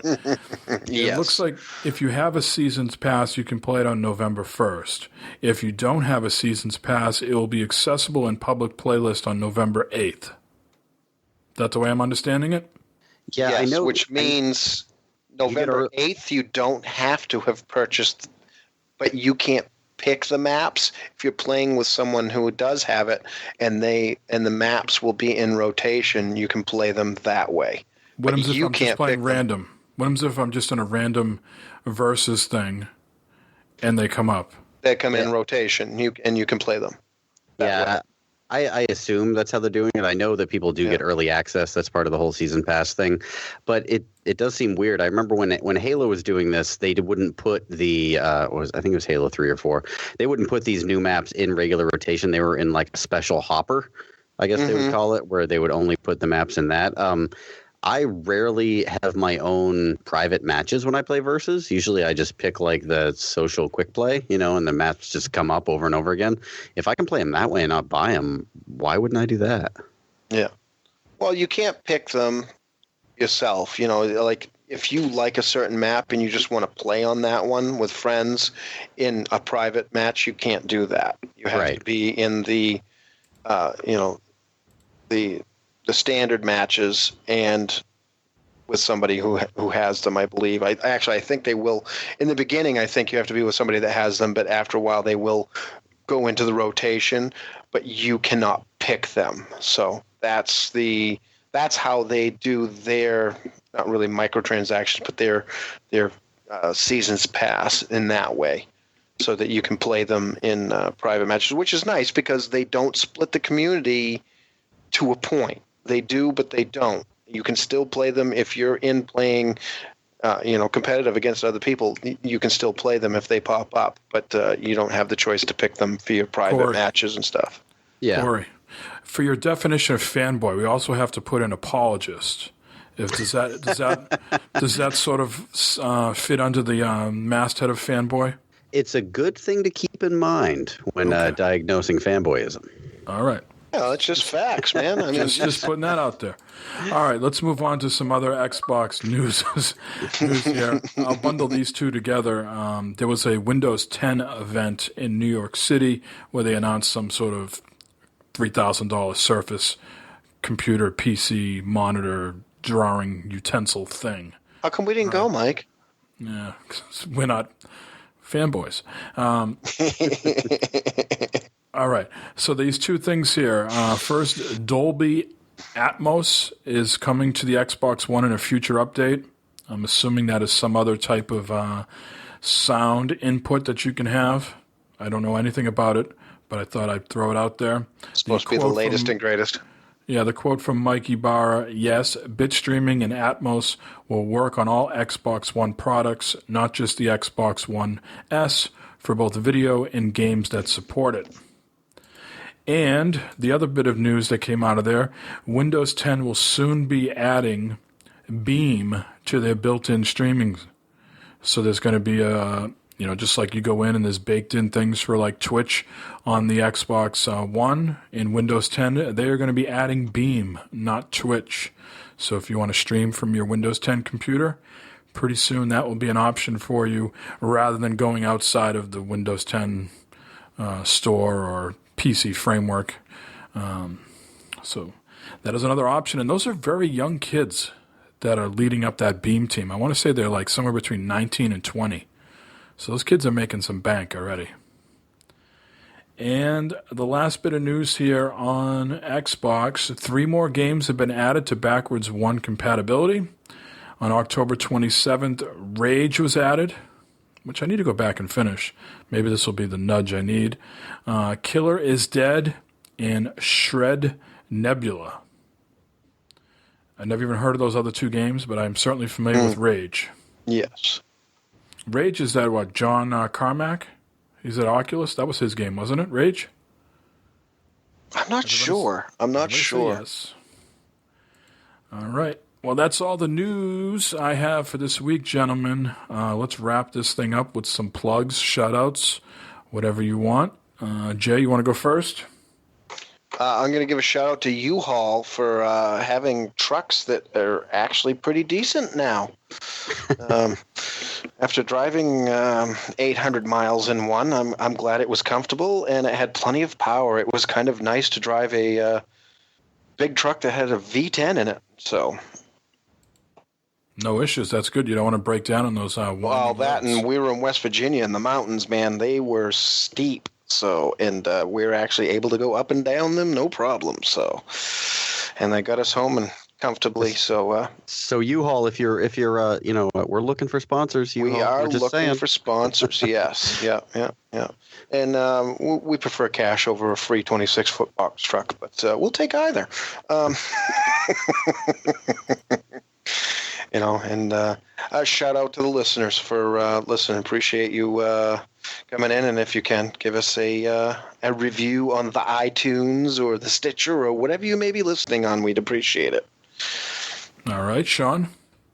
I just got a shout out to you guys, of course, for having me on again. It's nice to be here versus traveling up to Vermont at just late a juncture at night, and. Shout out to the Rated Arc podcast, which is the all Arc, all the time podcast that I'm on periodically, which is actually a lot of fun. You learn a lot of stuff if you play Arc. So I just want to give them a shout out. Excellent. Corey? Before I get into my own, I just want to give one more shout out to Mark at McGrail for that fantastic leprechaun photo that he sent us. I'd been watching that photo like throughout the entire podcast. That and I write and run social media for Big O Games, so follow them on Twitter, Facebook, and Instagram. It would be much appreciated. I actually just put out another, the 3rd installment of my Gamer Parent articles just went up called How to Adult. If you feel like you are a fake adult, a child pretending to be an adult, and don't really know how to interact with, quote unquote, real adults, read my article. You can probably relate to it. That and we actually have another sketch coming up. We recorded another sketch just before this episode, so hopefully that'll be up in maybe the beginning of this episode. Probably not. Maybe next episode. I don't know. But this one should be funnier. I think it's funnier. Keep an eye out for that. And yeah, that's about it. Joe State, we miss you. Come back. Yes, Joe planned to be on, but he has some car issues that he's working through at the moment. He has a long commute for his tattoo apprenticeship, so he needs to get his vehicle up to snuff so he can make it back and forth to his job, which is more important than this podcast. So Joe is excused, and he'll be back when he can make it. Shout out to, obviously, to all you guys and the listeners. Shout out to Daniel from Dreadbit for taking the time to do the interview with us, and to all the people that responded to the community question. Also call your attention to Dad's Getting Grounded. They did Extra Life yesterday on the 29th. So if anybody happened to tune into those streams, hopefully you contributed to Extra Life. But if not, you can still go to tiny.cc/G4G, and you can look up the Dad's Getting Grounded guys on the Extra Life roster and make a donation if you like. The 40cast and Gamers Unscripted released new episodes this week, some of which I think is some pretty funny stuff. So if you're looking for some laughs, download those. And I think that's it. This is 175. Like I said, 25 away from 200. And I hope everybody has a happy Halloween. Of course, you'll be listening to this after Halloween already happened, but hopefully it was good for you and your family. And we'll be back in a week for 176. Jay? Until next time, same beta time, same beta channel, and hopefully Joe's back with us. See ya! Wow!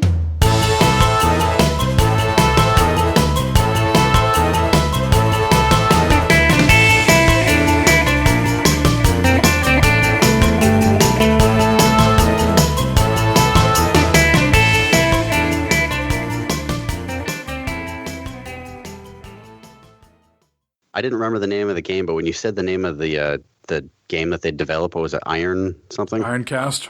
Ironcast. Yeah. That was pretty decent. I thought it was this game. There was a Gears of War knockoff that came out on the 3DS that was fucking garbage, and I thought it was that for a second. And I was like, "Oh, that game is fucking terrible." But I looked it up. That was Ironfall. That game was god awful.